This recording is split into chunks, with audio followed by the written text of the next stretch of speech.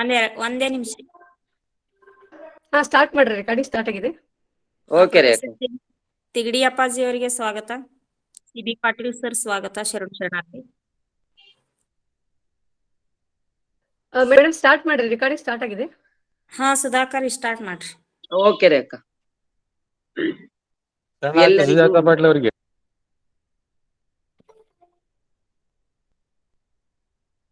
ಓಂ ಶ್ರೀ ಗುರು ಬಸವಲಿಂಗಾಯ ನಮಃ. ಎಲ್ಲರಿಗೂ ಶರಣು ಶರಣಾರ್ಥಿಗಳು. ನೀನೊಲಿದರೆ ಕೊರಡು ಕೊನರುವುದಯ್ಯ, ನೀನೊಲಿದರೆ ಬರಡು ಏನಹುದಯ್ಯ. ನೀನೊಲಿದರೆ ಕೊರಡು ಕೊನರುವುದಯ್ಯ, ನೀನೊಲಿದರೆ ಬರಡು ಅಯನಹುದಯ್ಯ. ನೀನೊಲಿದರೆ ವಿಷವಮೃತ ಹುದಯ್ಯ, ನೀನೊಲಿದರೆ ಸಕಲ ಪಡಿ ಪದಾರ್ಥ ಇದಿರಲಿಪ್ಪಹುದು ಕೂಡಲ ಸಂಗಮ ದೇವ. ಕೂಡಲ ಸಂಗಮ ದೇವನ ಪಾದಾರವಿಂದಗಳಿಗೆ ಶಿರವಾಗಿ ನಮಿಸುತ್ತ ಬಸವಾದಿ ಶರಣರ ವಚನಗಳು ತತ್ವಗಳು ಜಗಕ್ಕೆಲ್ಲ ಪಸರಿಸುವ ನಿಟ್ಟಿನಲ್ಲಿ Basava international research centre Pune ಇವರ ಅಡಿದಾವರೆಯಲ್ಲಿ ನಮ್ಮ ಎಲ್ಲ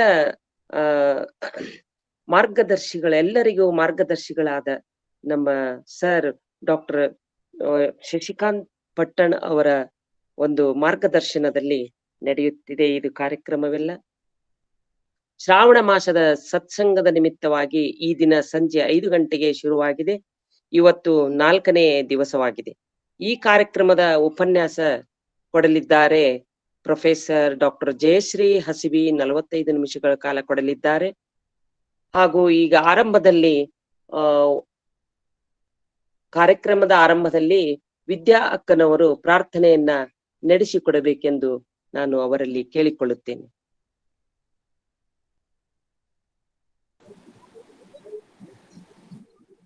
ಎಲ್ಲರಿಗೂ ಅನಂತ ಶರಣಾರ್ಥಿಗಳು.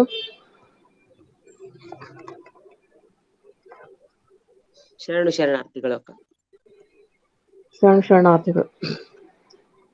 ಕುಷ್ಟಗಿ ಕರಿ ಬಸವೇಶ್ವರರ ಒಂದು ವಚನ, ಇದು ವಚನ ಪ್ರಾರ್ಥನೆ ಇವತ್ತಿನ.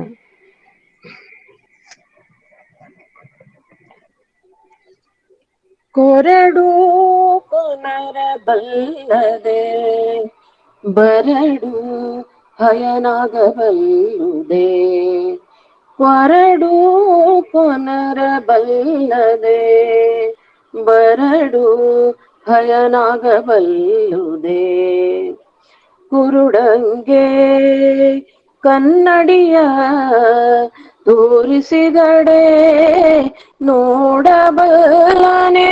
ಕುರುಡಂಗೆ ಕನ್ನಡಿಯ ತೋರಿಸಿದಡೆ ನೋಡಬಲ್ಲನೆ. ಮೂಕಂಗೆ ರಾಗ ನೋಡಿದರೆ ಮೂಕಂಗೆ ರಾಗ ನೋಡಿದರೆ ಹಾಡಬಲ್ಲನೆ ಹಾಡಬಲ್ಲನೆ.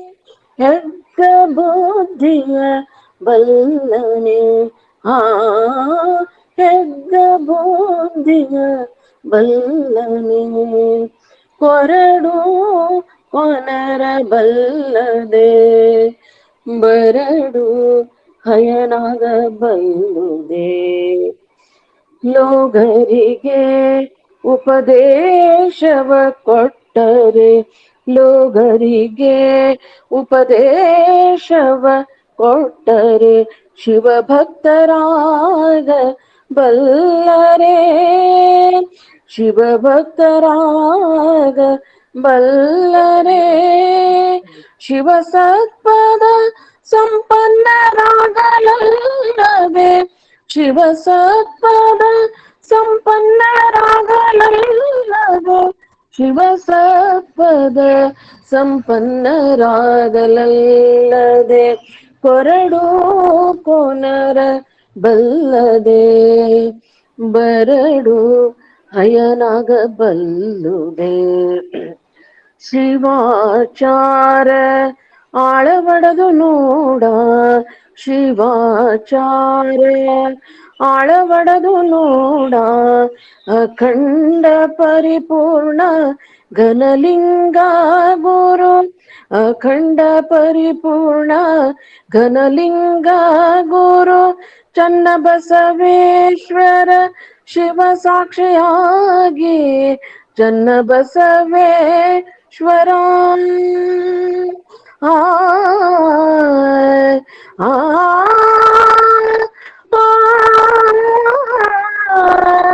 ಆ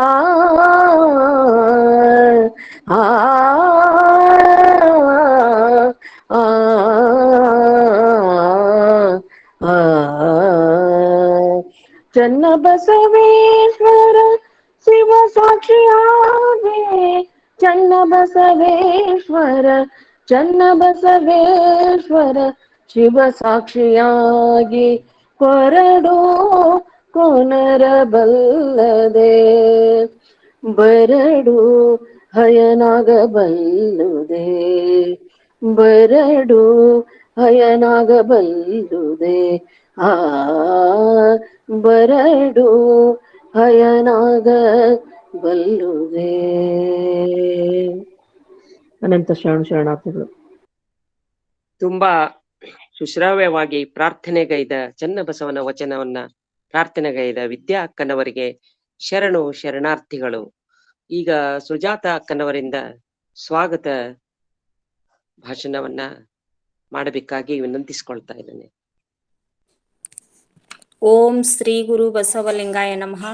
ಎಲ್ಲರಿಗೂ ಶರಣು ಶರಣಾರ್ಥಿಗಳು. ಶ್ರಾವಣ ಮಾಸದ ಶರಣ ಸತ್ಸಂಗ 4ನೇ ದಿನ ಇಂದು. ಪ್ರತಿ ಸೋಮವಾರದಿಂದ ಶುಕ್ರವಾರದವರೆಗೆ ಇಂದು 4ನೇ ದಿವಸ ಶರಣೆ ಪ್ರೊಫೆಸರ್ ಡಾಕ್ಟರ್ ಜಯಶ್ರೀ ಹಸ್ವಿ ಅಕ್ಕನವರು ಶರಣರು ಮತ್ತು ಯೋಗ ವಿಜ್ಞಾನ ಅಂತಕ್ಕಂಥ ವಿಷಯದ ಮೇಲೆ ಇವತ್ತು ಉಪನ್ಯಾಸವನ್ನ ಕೊಡಲಿದ್ದಾರೆ. ಅವರಿಗೆ ನಾನು ಮೊಟ್ಟ ಮೊದಲು ಈ ವೇದಿಕೆಗೆ ಸ್ವಾಗತ ಸುಸ್ವಾಗತವನ್ನ ಕೋರುತ್ತೇನೆ. ಅದೇ ರೀತಿ ಈ ವೇದಿಕೆಯ ಮಾರ್ಗದರ್ಶಕರು ಮತ್ತು ವೇದಿಕೆಯ ರೂವಾರಿಗಳು, ವೇದಿಕೆಯ ಅಪ್ಪಟ ಬಸವಾಭಿಮಾನಿಗಳು, ಬಸವ ಭಕ್ತರಾದಂಥ ಡಾಕ್ಟರ್ ಶಶಿಕಾಂತ್ ಪಟ್ಟಣ್ ಸರ್ ಅವರಿಗೂ ನಾನು ಈ ವೇದಿಕೆಗೆ ಸ್ವಾಗತವನ್ನ ಕೋರುತ್ತೇನೆ. ಆಮೇಲೆ ಈ ವೇದಿಕೆಯಲ್ಲಿ ಇವತ್ತು ಅನುಭವವನ್ನ ಮಾಡಲಿರ್ತಕ್ಕಂಥ ಶ್ರೀ ಚನ್ನಬಸಪ್ಪ ಕೊಳ್ಳೇಗಾಲ್ ಅವರಿಗೂ ನಾನು ಈ ವೇದಿಕೆಗೆ ಸ್ವಾಗತ ಸುಸ್ವಾಗತವನ್ನ ಕೋರುತ್ತೇನೆ. ಶರಣು ಸಮರ್ಪಣೆಯನ್ನ ಮಾಡಲಿರ್ತಕ್ಕಂಥ ಡಾಕ್ಟರ್ ದಾನಮಕ್ಕ ಜಳಕಿ ಅವರಿಗೂ ನಾನು ಶರಣು ಶರಣಾರ್ಥಿಗಳನ್ನ ಸ್ವಾಗತವನ್ನ ಕೋರ್ತೀನಿ.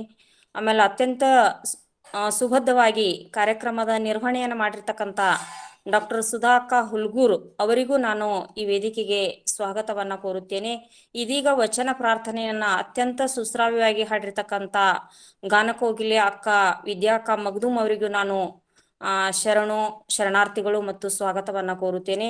ಈ ವೇದಿಕೆಯ ಸಂಯೋಜಕರು ಆದಂಥ ಶರಣೆ ಅಕ್ಕ ಸುಧಾ ಗಂಜಿ, ಶರಣೆ ಅಕ್ಕ ಡಾಕ್ಟರ್ ಶಾಂತಾ ಅರ್ಕೇರಿ, ಶರಣೆ ಅಕ್ಕ ಜ್ಯೋತಿ ಬಾದಾಮಿ, ಶರಣೆ ಅಕ್ಕ ಶಾರದಾ ಪಾಟೀಲ್, ಆಮೇಲೆ ಶರಣೆಯರಾದಂಥ ಡಾಕ್ಟರ್ ಸರ್ವಮಂಗಳ ಸಕ್ರಿ, ಡಾಕ್ಟರ್ ದಾನಮ್ಮ ಜಳಕಿ, ಇವರೆಲ್ಲರಿಗೂ ನಾನು ಗೌರಮ್ಮಮ್ಮ ನಾಸಿ, ಹೀಗೆ ಎಲ್ಲರಿಗೂ ಈ ವೇದಿಕೆಗೆ ಸ್ವಾಗತ ಸುಸ್ವಾಗತಗಳನ್ನ ಕೋರುತ್ತೇನೆ. ಶರಣರ ನೆನೆದರ ಮರಣ ದೂರಾದವ, ಕೊಲಬಂದ ವೈರಿ ಸರದಾನ, ಕೊಲಬಂದ ವೈರಿ ಸರದಾನ ಕಲ್ಯಾಣದ ಬಸವಣ್ಣನ ಶರಣರ ನೆನೆಯೇ ಎಲೆ ಮನವ ಅಂತಕ್ಕಂಥ ಒಂದು ಶರಣರ ಮಾತಿನಂತೆ ಈ ಶ್ರಾವಣ ಮಾಸದಲ್ಲಿ ಪ್ರತಿಯೊಬ್ಬರು ಶರಣರನ್ನ ನೆನೆಯಬೇಕು ಅಂತಕ್ಕಂಥ ಉದ್ದೇಶದಿಂದ ಈ ವೇದಿಕೆ ಸೃಷ್ಟಿಯಾಗಿದೆ. ಇದನ್ನ ಪ್ರತಿ ಸಂಜೆ 5 ಗಂಟೆಗೆ ಇದ್ದು ಎಲ್ಲರೂ ಈ ಕಾರ್ಯಕ್ರಮಕ್ಕೆ ಜಾಯಿನ್ ಆಗಿ ಈ ಕಾರ್ಯಕ್ರಮದಲ್ಲಿ ಉಪಸ್ಥಿತಿದ್ರು ಈ ಕಾರ್ಯಕ್ರಮವನ್ನ ಯಶಸ್ವಿಗೊಳಿಸ್ಬೇಕು ಅಂತ ಹೇಳಿ ನಾನು ಉಪಸ್ಥಿತಿರ್ತಕ್ಕಂಥ ನಾಡಿನ ಎಲ್ಲ ಶರಣು ತಂದೆ ತಾಯರಿಗೆ ಭಕ್ತಿಪೂರ್ವಕವಾಗಿ ವಿನಂತಿ ಮಾಡ್ಕೋತೀನಿ. ಮತ್ತು ಈ ನಾಡಿನ ಎಲ್ಲ ಶರಣು ತಂದೆ ತಾಯರಿಗೆ ನಾನು ಸ್ವಾಗತ ಸುಸ್ವಾಗತ, ಎಲ್ಲರಿಗೂ ಶರಣು ಶರಣಾರ್ಥಿಗಳು. ಇನ್ನು ಮುಂದಿನ ಕಾರ್ಯಕ್ರಮವನ್ನ ಸಂಯೋಜಕರು ನಡೆಸಿಕೊಡ್ಬೇಕಂತ ಹೇಳಿ ನಾನು ಅವರಲ್ಲಿ ಕೇಳಿಕೊಳ್ಳುತ್ತೇನೆ. ಧನ್ಯವಾದಗಳು ಅಕ್ಕ. ತುಂಬಾ ಹೃತ್ಪೂರ್ವಕವಾಗಿ ಎಲ್ಲರನ್ನು ಸ್ವಾಗತವನ್ನ ಕೋರಿದ ಶರಣೆ ಸುಜಾತ ಪಾಟೀಲ್ ಅಕ್ಕನವರಿಗೆ ತುಂಬು ಹೃದಯದ ಶರಣು ಶರಣಾರ್ಥಿಗಳನ್ನ ತಿಳಿಸುತ್ತಾ ಈಗ ಮುಂದಿನ ಕಾರ್ಯಕ್ರಮಕ್ಕೆ ಹೋಗೋಣ. ಈ ಕಾರ್ಯಕ್ರಮದ ಉಪನ್ಯಾಸವನ್ನು ಕೊಡಲಿದ್ದಾರೆ ಪ್ರೊಫೆಸರ್ ಶರಣೆ ಅಕ್ಕನವರಾದ ಡಾಕ್ಟರ್ ಜಯಶ್ರೀ ಹಸಿಬಿ ಅವರು. ಉಪನ್ಯಾಸ ಶರಣು ಮತ್ತು ಯೋಗ ವಿಜ್ಞಾನ ಎಂಬ ಶೀರ್ಷಿಕೆ ಅಡಿಯಲ್ಲಿ ಉಪನ್ಯಾಸವನ್ನ ಕೊಡಬೇಕಾಗಿ ಅವರಿಗೆ ವೇದಿಕೆಯಲ್ಲಿ ಸ್ವಾಗತಿಸುತ್ತೇನೆ. ಒಂದ್ ನಿಮಿಷ ಅವ್ರ ಪರಿಚಯವನ್ನು ಮಾಡಬೇಕು. ಹಾ ಸರ್. ಜಯಶ್ರೀ ಕೊಳಗಿ ಅಥವಾ ಜಯಶ್ರೀ ಹಸ್ಬಿ ಅಂತಕ್ಕಂಥವ್ರು ಮೂಲತಃ ಗದಗಿನವರು. ಅವರು ತಮ್ಮ ಶಿಕ್ಷಣ ಅವಧಿಯೊಳಗೆ ಮದುವೆ ಆದ್ರು BA ಇದ್ದಾಗ. ಮುಂದೆ BA ಮುಗಿಸ್ಕೊಂಡು MA ಫಸ್ಟ್ ರ್ಯಾಂಕು, PhD ಕೂಡ ಗೋಲ್ಡ್ ಮೆಡಲ್ ತಗೊಂಡು ಫಿಲಾಸಫಿ ಡಿಪಾರ್ಟ್ಮೆಂಟ್, ತತ್ವಶಾಸ್ತ್ರ. ಬಹುಶಃ ಅದಕ್ಕೆ ಯಾರು ಹೋಗೋದಿಲ್ಲ, ಅಂತ ಶಾಸ್ತ್ರ ಒಣ ಸಬ್ಜೆಕ್ಟ್ ಇಸ್ ವೆರಿ ಡ್ರೈ ಅಂತಾರೆ. ಯೂಶುವಲಿ ಯಾರು 70-80 ವರ್ಷ ಆದ್ಮೇಲೆ ಫಿಲಾಸಫಿ ಅಂತಾರೆ. ಫಿಲಾಸಫಿ ಅಂದ್ರೆ ಅದು ಯಾರಿಗೂ ತಿಳಿದಿಲ್ಲ, ಅದಕ್ಕೆ ವಯಸ್ಸಾದವರು ಮಾತಾಡ್ಲಿ ಅಂತ ತಿಳ್ಕೊಂಡು ಅಂಥದ್ರೊಳಗೆ ಅವ್ರು ಗೋಲ್ಡ್ ಮೆಡಲಿಸ್ಟ್ ಮಾಡಿದ್ರು. ಈಗ ಸದ್ಯ ಕರ್ನಾಟಕ ಕಲಾ ಮಹಾವಿದ್ಯಾಲಯದೊಳಗೆ ಸಹಾಯಕ ಪ್ರಾಧ್ಯಾಪಕರಾಗಿ ಕೆಲಸ ಮಾಡ್ತಿದ್ದಾರೆ. ಹಲವಾರು ಲೇಖನ ಈ ನಮ್ಮ ಸಕ್ರಿಯ ಸದಸ್ಯರಾಗಿ ಅಕ್ಕನ ಅರಿವಿನೊಳಗೆ ಕೆಲಸ ಮಾಡ್ತಿದ್ದಾರೆ. ಅವ್ರಿಗೊಂದು ನಾವು ಟಾಸ್ಕ್ ಕೊಟ್ಟಿವಿ, ಶರಣರು ಕಂಡ ಶಿವಯೋಗ ಅಂತಕ್ಕಂಥ ಒಂದು ಪುಸ್ತಕ ಬರೀಬೇಕು ಅಂತ ಬೆನ್ನತ್ತೀವಿ. ಅವರು ಹೂ ಅಂದಾರ. ಬಹುಶಃ ಶ್ರಾವಣದೊಳಗೆ ಅದರ ಆರಂಭ ಆಗ್ಬೋದು ಅಂತ ನಾನು ತಿಳ್ಕೊಂಡಿರಿ. ಅವರನ್ನ ಮತ್ತೊಮ್ಮೆ ಸ್ವಾಗತಿಸಿದ ಎಲ್ಲರಿಗೆ ಅನಂತ ಶರಣ. ಶರಣಾರ್ಥಿಗಳು. ಶರಣ್ರಿ ಅಕ್ಕ. ಧನ್ಯವಾದಗಳು ಪಟ್ಟಣ್ ಸರ್. ಎಲ್ಲಾ ಶರಣರಿಗೂ ಶರಣಾರ್ಥಿಗಳನ್ನ ಅರ್ಪಿಸುತ್ತಾ ಇಂದಿನ ಶ್ರಾವಣದ ಸತ್ಸಂಗಕ್ಕೆ ಎಲ್ಲರನ್ನ ಸ್ವಾಗತಿಸ್ತೀನಿ ಮತ್ತು ಶರಣಾರ್ಥಿಗಳನ್ನ ಸಮರ್ಪಿಸ್ತೀನಿ. ಬಸವಾದಿ ಶರಣರ ಪಾದಾರವಿಂದದಲ್ಲಿ ವಂದಿಸುತ್ತಾ ಗುರು ಹಿರಿಯರಲ್ಲಿ ನಮನಗಳನ್ನ ಸಮರ್ಪಿಸುತ್ತಾ ನನಗೆ ಕೊಟ್ಟಂತಹ ಟೈಟಲ್ ಏನು ಅಂದ್ರೆ ಯೋಗ ಮತ್ತು ಅಥವಾ ಶರಣರು ಮತ್ತು ಯೋಗ. ಶರಣರು ಮತ್ತು ಯೋಗ ಅನ್ನುವಂತಹ ಟೈಟಲ್ ಕೊಟ್ಟಿದ್ದಾರೆ. ಹೀಗಾಗಿ ನಾವು ಪ್ರಾರಂಭದಲ್ಲಿ ಯೋಗ ಅಂದರೇನು ಅನ್ನುವುದನ್ನ ಮೊದಲಿಗೆ ತಿಳ್ಕೊಳ್ಬೇಕಾಗ್ತತಿ. ಯೋಗ ಅನ್ನುವಂತಹದ್ದು ಯುಜ್ ಎನ್ನುವ ಧಾತುವಿನಿಂದ ಉತ್ಪನ್ನವಾಗಿದೆ. ಸಾಂಪ್ರದಾಯಿಕವಾಗಿ ಯೋಗದ ಅರ್ಥವನ್ನ ಈ ರೀತಿಯಾಗಿ ನೋಡಬಹುದು. ಸಂಕುಚಿತವಾದ ಅಹಂಕಾರ ತುಂಬಿದ ವ್ಯಕ್ತಿತ್ವವನ್ನ ವಿಶಾಲಗೊಳಿಸಿ ಶಾಶ್ವತವಾದ ಮತ್ತು ಆನಂದದ ಸ್ಥಿತಿಗೆ ಅಂದ್ರೆ ಆನಂದದ ಸ್ಥಿತಿಯನ್ನ ತಲುಪುವುದು ಯೋಗಶಾಸ್ತ್ರದ ಒಂದು ಗುರಿ ಅಂತ ಹೇಳ್ಬೋದು. ಶರಣರ ವಚನಗಳಲ್ಲಿಯೂ ನಾವು ಅಥವಾ ಬಸವಾದಿ ಶರಣರ ವಚನಗಳನ್ನ ಕೂಲಂಕುಷವಾಗಿ ವಿಶ್ಲೇಷಿಸಿದಾಗ ನಮ್ ಕಂಡು ಬರುವುದು ಏನು ಅಂತಂದ್ರೆ ವ್ಯಕ್ತಿತ್ವ ವಿಕಸನವೇ ಎದ್ದು ಕಾಣುತ್ತೆ. ಅವರ ವಚನಗಳಲ್ಲಿ ವ್ಯಕ್ತಿತ್ವ ವಿಕಾಸದಿಂದಾಗಿ ನಾವು ಅತ್ಯುನ್ನತ ದೆಸೆಗೆ ಹೋಗ್ಬೋದು. ಅದನ್ನೇ ಶಿವಯೋಗ, ಲಿಂಗಾಂಗ ಸಾಮರಸ್ಯ ಅಂತ ಶರಣರು ಕರೆದ್ರು. ಪತಂಜಲಿ ಮಹರ್ಷಿ ತಮ್ಮ ಯೋಗ ಸೂತ್ರದಲ್ಲಿ ಯೋಗದ ಪಿತಾಮಹನಾದಂತ ಪತಂಜಲಿ ಮಹರ್ಷಿ ತಮ್ಮ ಯೋಗ ಸೂತ್ರದಲ್ಲಿ ಯೋಗದ ಕುರಿತಾಗಿ ಯೋಗ ಚಿತ್ತ ವೃತ್ತಿ ನಿರೋಧ ಅಂದ್ರೆ ಮನಸ್ಸಿನಲ್ಲಿ ಏಳುವಂತಹ ಚಾಂಚಲ್ಯತೆಯನ್ನ ಅಥವಾ ಚಿತ್ತದ ವೃತ್ತಿಯನ್ನ ಸಂಪೂರ್ಣವಾಗಿ ಶಮನಗೊಳಿಸಿ ಉದಾತ್ತತೆಯೆಡೆಗೆ ಅಥವಾ ಶಾಂತಿಯ ಒಂದು ಆನಂದದ ಉನ್ನತ ದೆಸೆಗೆ ಹೋಗ್ಬೋದು ಅಂತ ಹೇಳ್ತಾರೆ. ಅದೇ ರೀತಿಯಾಗಿ ನಾವು ಭಗವದ್ಗೀತೆಯಲ್ಲಿ ನೋಡಿದಾಗ ಸಮತ್ವ ಯೋಗ ಉಚ್ಯತೆ, ಎಂದೆಂದಿಗೂ ಸಮಸ್ಥಿತಿಯನ್ನ ಯೋಗದ ಮೂಲಕ ಸಾಧಿಸಬಹುದು. ಇಂದಿನ ಯುವ ಪೀಳಿಗೆಗೆ ಅತ್ಯವಶ್ಯಕವಾದದ್ದು ಈ ಎಲ್ಲ ಸೂತ್ರಗಳು. ಧಾವಂತದ ಜೀವನ ಸಾಕಷ್ಟು ರೋಗ ರುಜಿನಗಳಿಗೆ ದಾರಿ ಮಾಡಿಕೊಡತ್ತು.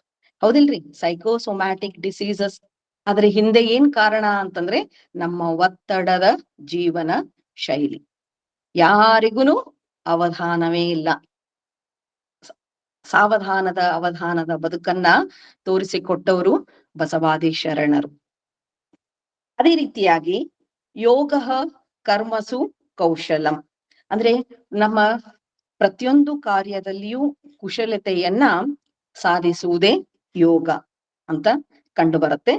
ಅರವಿಂದ ಮಹರ್ಷಿಗಳು ಅವರ ಮಾತಿನಲ್ಲಿ ನೋಡುವುದಾದರೆ ಶಾರೀರಿಕ, ಮಾನಸಿಕ, ಸಾಮಾಜಿಕ ಮತ್ತು ಆಧ್ಯಾತ್ಮಿಕ ಸ್ತರಗಳಲ್ಲಿ ವ್ಯಕ್ತಿಯು ಪರಿಪೂರ್ಣವಾಗಿ ವಿಕಸನಗೊಳ್ಳುವ ಪ್ರಕ್ರಿಯೆಯೇ ಯೋಗ. ಅಂದ್ರೆ ಶಾರೀರಿಕವಾಗಿ ಸದೃಢತೆ, ಮಾನಸಿಕವಾಗಿ ಸ್ಥಿರತೆ ಮತ್ತು ಸಮಾಜಮುಖಿ ಜೀವನ ಮತ್ತು ಆಧ್ಯಾತ್ಮಿಕ ಉನ್ನತೆ ಉನ್ನತ ಸ್ತರಕ್ಕೆ ವ್ಯಕ್ತಿ ಪರಿಪೂರ್ಣವಾಗಿ ಸಾಗಿದಾಗ ವಿಕಸಿತಗೊಳಿಸುವ ಒಂದು ಪ್ರಕ್ರಿಯೆಯನ್ನ ನಾವು ಯೋಗ ಅಂತ ಅರವಿಂದ ಮಹರ್ಷಿಗಳು ಹೇಳ್ತಾರೆ. ಅದೇ ರೀತಿಯಾಗಿ ಸ್ವಾಮಿ ವಿವೇಕಾನಂದರ ದೃಷ್ಟಿಯಲ್ಲಿ ನೋಡಿದಾಗ ಅವ್ರೇನ್ ಹೇಳ್ತಾರೆ, ಅಲ್ಪ ಅವಧಿಯಲ್ಲಿ ಅಧಿಕವಾದ ವಿಕಾಸವನ್ನ ಸಾಧಿಸುವ ಮಾರ್ಗವೇ ಯೋಗ. ಅತ್ಯಲ್ಪ ಅವಧಿಯಲ್ಲಿ, ಈಗಿನವರಿಗೆ ಟೈಮೇ ಇರೋದಿಲ್ಲಲ್ರಿ, ಟೈಮೇ ಇರೋದಿಲ್ಲ.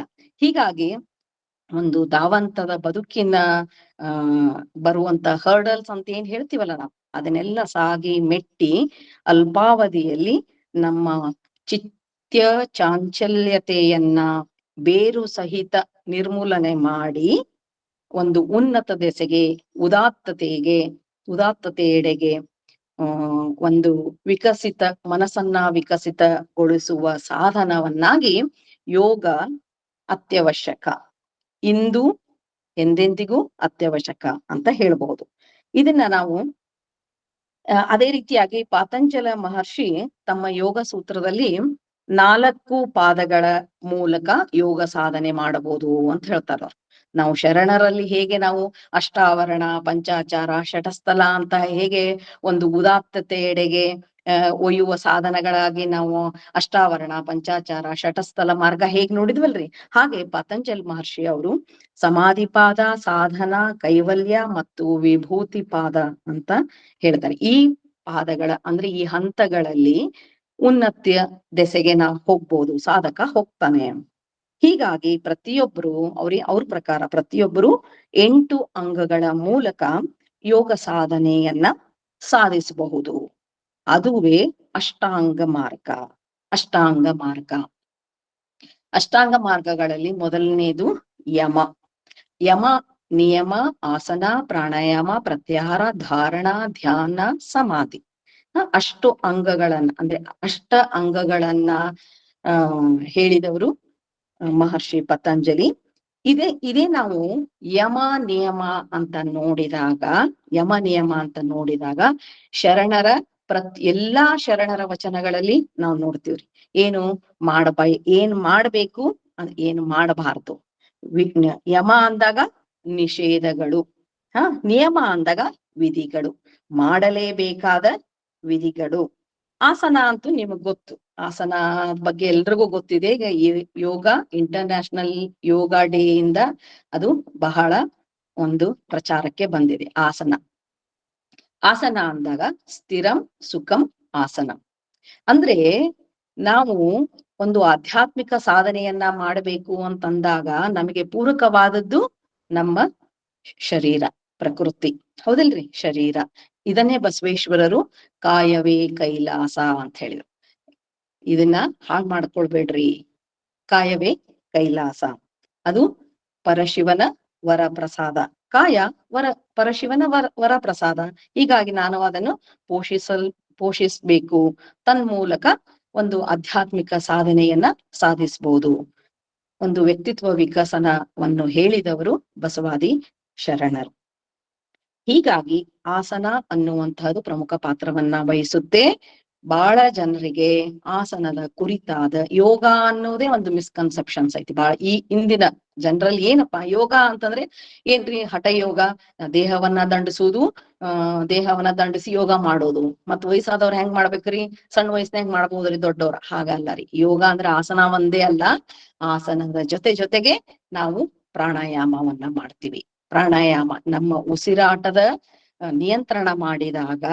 ಉಸಿರಾಟದ ನಿಯಂತ್ರಣ ಮಾಡುವುದರ ಮೂಲಕ ನನ್ನ ಮನಸ್ಸನ್ನ ಶಾಂತತೆಯೆಡೆಗೆ ಒಯ್ಯುವುದು. ಹಾಗಾದ್ರೆ ನಾವು ಅಂದ್ರೆ ಈಗ ಸಾಕಷ್ಟು ಜನರು ಸಾಕಷ್ಟು ರೋಗಗಳಿಗೆ ತುತ್ತಾಗ್ತಾ ಇದ್ದಾರೆ. ಸೈಕೋಸೊಮ್ಯಾಟಿಕ್ ಡಿಸೀಸಸ್ ಅಂದೆ ನಾನ್ ನಿಮಗೆ. ಏನು ಪ್ರತಿಯೊಬ್ರು ಮೊಣಕಾಲು ನೋವು, ಬೆನ್ನೋವು, ಸೊಂಟ ನೋವು, ಆಮೇಲೆ ಥೈರಾಯ್ಡ್ ಪ್ರಾಬ್ಲಮ್ ಇರ್ಬೋದು, ಆಮೇಲೆ ಹೈಪರ್ ಟೆನ್ಷನ್ ಇರ್ಬೋದು, ಆಮೇಲೆ ಶುಗರ್ ಪೇಷಂಟ್ಸ್ ಇರ್ತಾರ. ಇವುಗಳಿಗೆಲ್ಲ ಮೂಲ ಕಾರಣ ಏನು ಅಂದ್ರೆ ನಮ್ಮ ಜೀವನ ಶೈಲಿಯೊಂದಿಗೆ ನಮ್ಮ ಏನು ಚಿಂತೆ, ಒತ್ತಡ ಒತ್ತಡದ ಜೀವನ ಸಾಕಷ್ಟು ರೋಗಗಳಿಗೆ ಎಡೆ ಮಾಡಿಕೊಡುತ್ತೆ ಅಂತ ನಾನು ಪ್ರಾರಂಭದಲ್ಲೇ ಹೇಳಿದ್ದೆ. ಹೀಗಾಗಿ ಆಸನ ಅಂತಂದಾಗ ನೀವೇನ್ ಮಾಡ್ಬೇಕು, ನಿಮಗೆ ಸುಲಭವಾದಂತಹ ಕುರ್ಚಿಯ ಮೇಲೆ ಕುಳಿತು ಆದಂತಹ ಆಸನಗಳನ್ನ ಮಾಡಬಹುದು. ಈಗಿನ ಜನರಲ್ಲಿ ಕೆಲಸನೂ ಕಡಿಮೆ ಆಗಿದೆ. ಈಗ ನಾವೆಲ್ಲ ಜಾಸ್ತಿ ಕೆಲಸನೂ ಮಾಡೋದಿಲ್ವಲ್ಲ, ಆತರ ಎಲ್ಲಾ ಮೆಕ್ಯಾನಿಕಲ್, ಹೌದಿಲ್ರಿ, ಯಾಂತ್ರಿಕ ಜೀವನ. ಆದರೆ ನಾವು ಬಸವಾದಿ ಶರಣರ ಕಾಲಕ್ಕೆ ಹೋದಾಗ ಅವರು ಕಾಯಕ, ಕಷ್ಟ ಜೀವಿಗಳು, ಶ್ರಮ ಜೀವಿಗಳು, ದೇಹವನ್ನ ದಂಡಿಸಿ ಒಂದು ಮಾನಸಿಕ ಉದಾತ್ತತೆಡೆಗೆ ಸಾಕ್ತಾ ಇದ್ರು. ಕಾಯಕ ಅನ್ನುವಂಥದ್ದು ಅಲ್ಲಿ ಒಂದು ಉದಾತ್ತತೆಯ ಕಾಯಕ, ದಾಸೋಹ, ಕಾಯಕದಿಂದ ದಾಸೋಹ, ಒಂದು ಸಾಮಾಜಿಕ ಉನ್ನತ ದೆಸೆಗೆ ಹೋಗುವಂತಹ ನೋಡಿದ್ವಿ ನಾವು. ಅಂದಾಗ ಇಲ್ಲಿ ಏನು ಆಸನ ಆದ ನಂತರ ಪ್ರಾಣಾಯಾಮ, ಇಂದ್ರಿಯ ನಿಗ್ರಹ ಆಯ್ತು. ಪ್ರಾಣಾಯಾಮ ಅಂತಂದಾಗ ಉಸಿರಿನ ಮೇಲೆ ಪ್ರಭುತ್ವ ಸಾಧಿಸುವುದು. ನಿಮ್ಮ ಲೈಫ್ ಸ್ಪ್ಯಾನ್ ಎದರಲ್ಲಿ ಇರುತ್ತೆ ಅಂದ್ರೆ ನಿಮ್ಮ ಉಸಿರಾಟದ ಮೇಲೆ ಇರುತ್ತೆ. ಎಷ್ಟು ನಿಧಾನವಾಗಿ, ಸೂಕ್ಷ್ಮವಾಗಿ, ನಿಧಾನಗತಿಯ ಉಸಿರಾಟ ಆಯುಷ್ಯವನ್ನ ಹೆಚ್ಚಿಸುತ್ತೆ. ಅದೇ ನೀವು ಟೆನ್ಷನ್ ಮಾಡ್ಕೊಂಡಾಗ, ಸ್ಟ್ರೆಸ್ ಇದ್ದಾಗ, ಒತ್ತಡದ ಜೀವನ ನಿಮ್ಮ ಉಸಿರಾಟದ ಮೇಲೆ ಒಂದು ತೀವ್ರತರ ದುಷ್ಪರಿಣಾಮವನ್ನ ಬೀರುತ್ತೆ. ಯಾರು ಬೇಗ ಉಸಿರಾಡ್ತಾರೋ ಅವರ ಆಯುಷ್ಯ ಕಡಿಮೆ ಆಗುತ್ತೆ. ಹೀಗಾಗಿ ನೀವು ಬೇಕಾದಂತ ಪ್ರಾಣಿಗಳನ್ನ ನೋಡ್ಬೋದು. ನಾಯಿ, ಬೆಕ್ಕು ಅವೆಲ್ಲ ಫಾಸ್ಟ್ ಬ್ರೀದಿಂಗ್ ಮಾಡ್ತಾ ಇರ್ತಾವ್ರಿ. ಅದೇ ನೀವು ಆಮೆ ತಗೋರಿ, ಕುದುರೆ ತಗೊಳ್ರಿ, ಇವೆಲ್ಲ ನಿಧಾನಗತಿಯ ಉಸಿರಾಟ.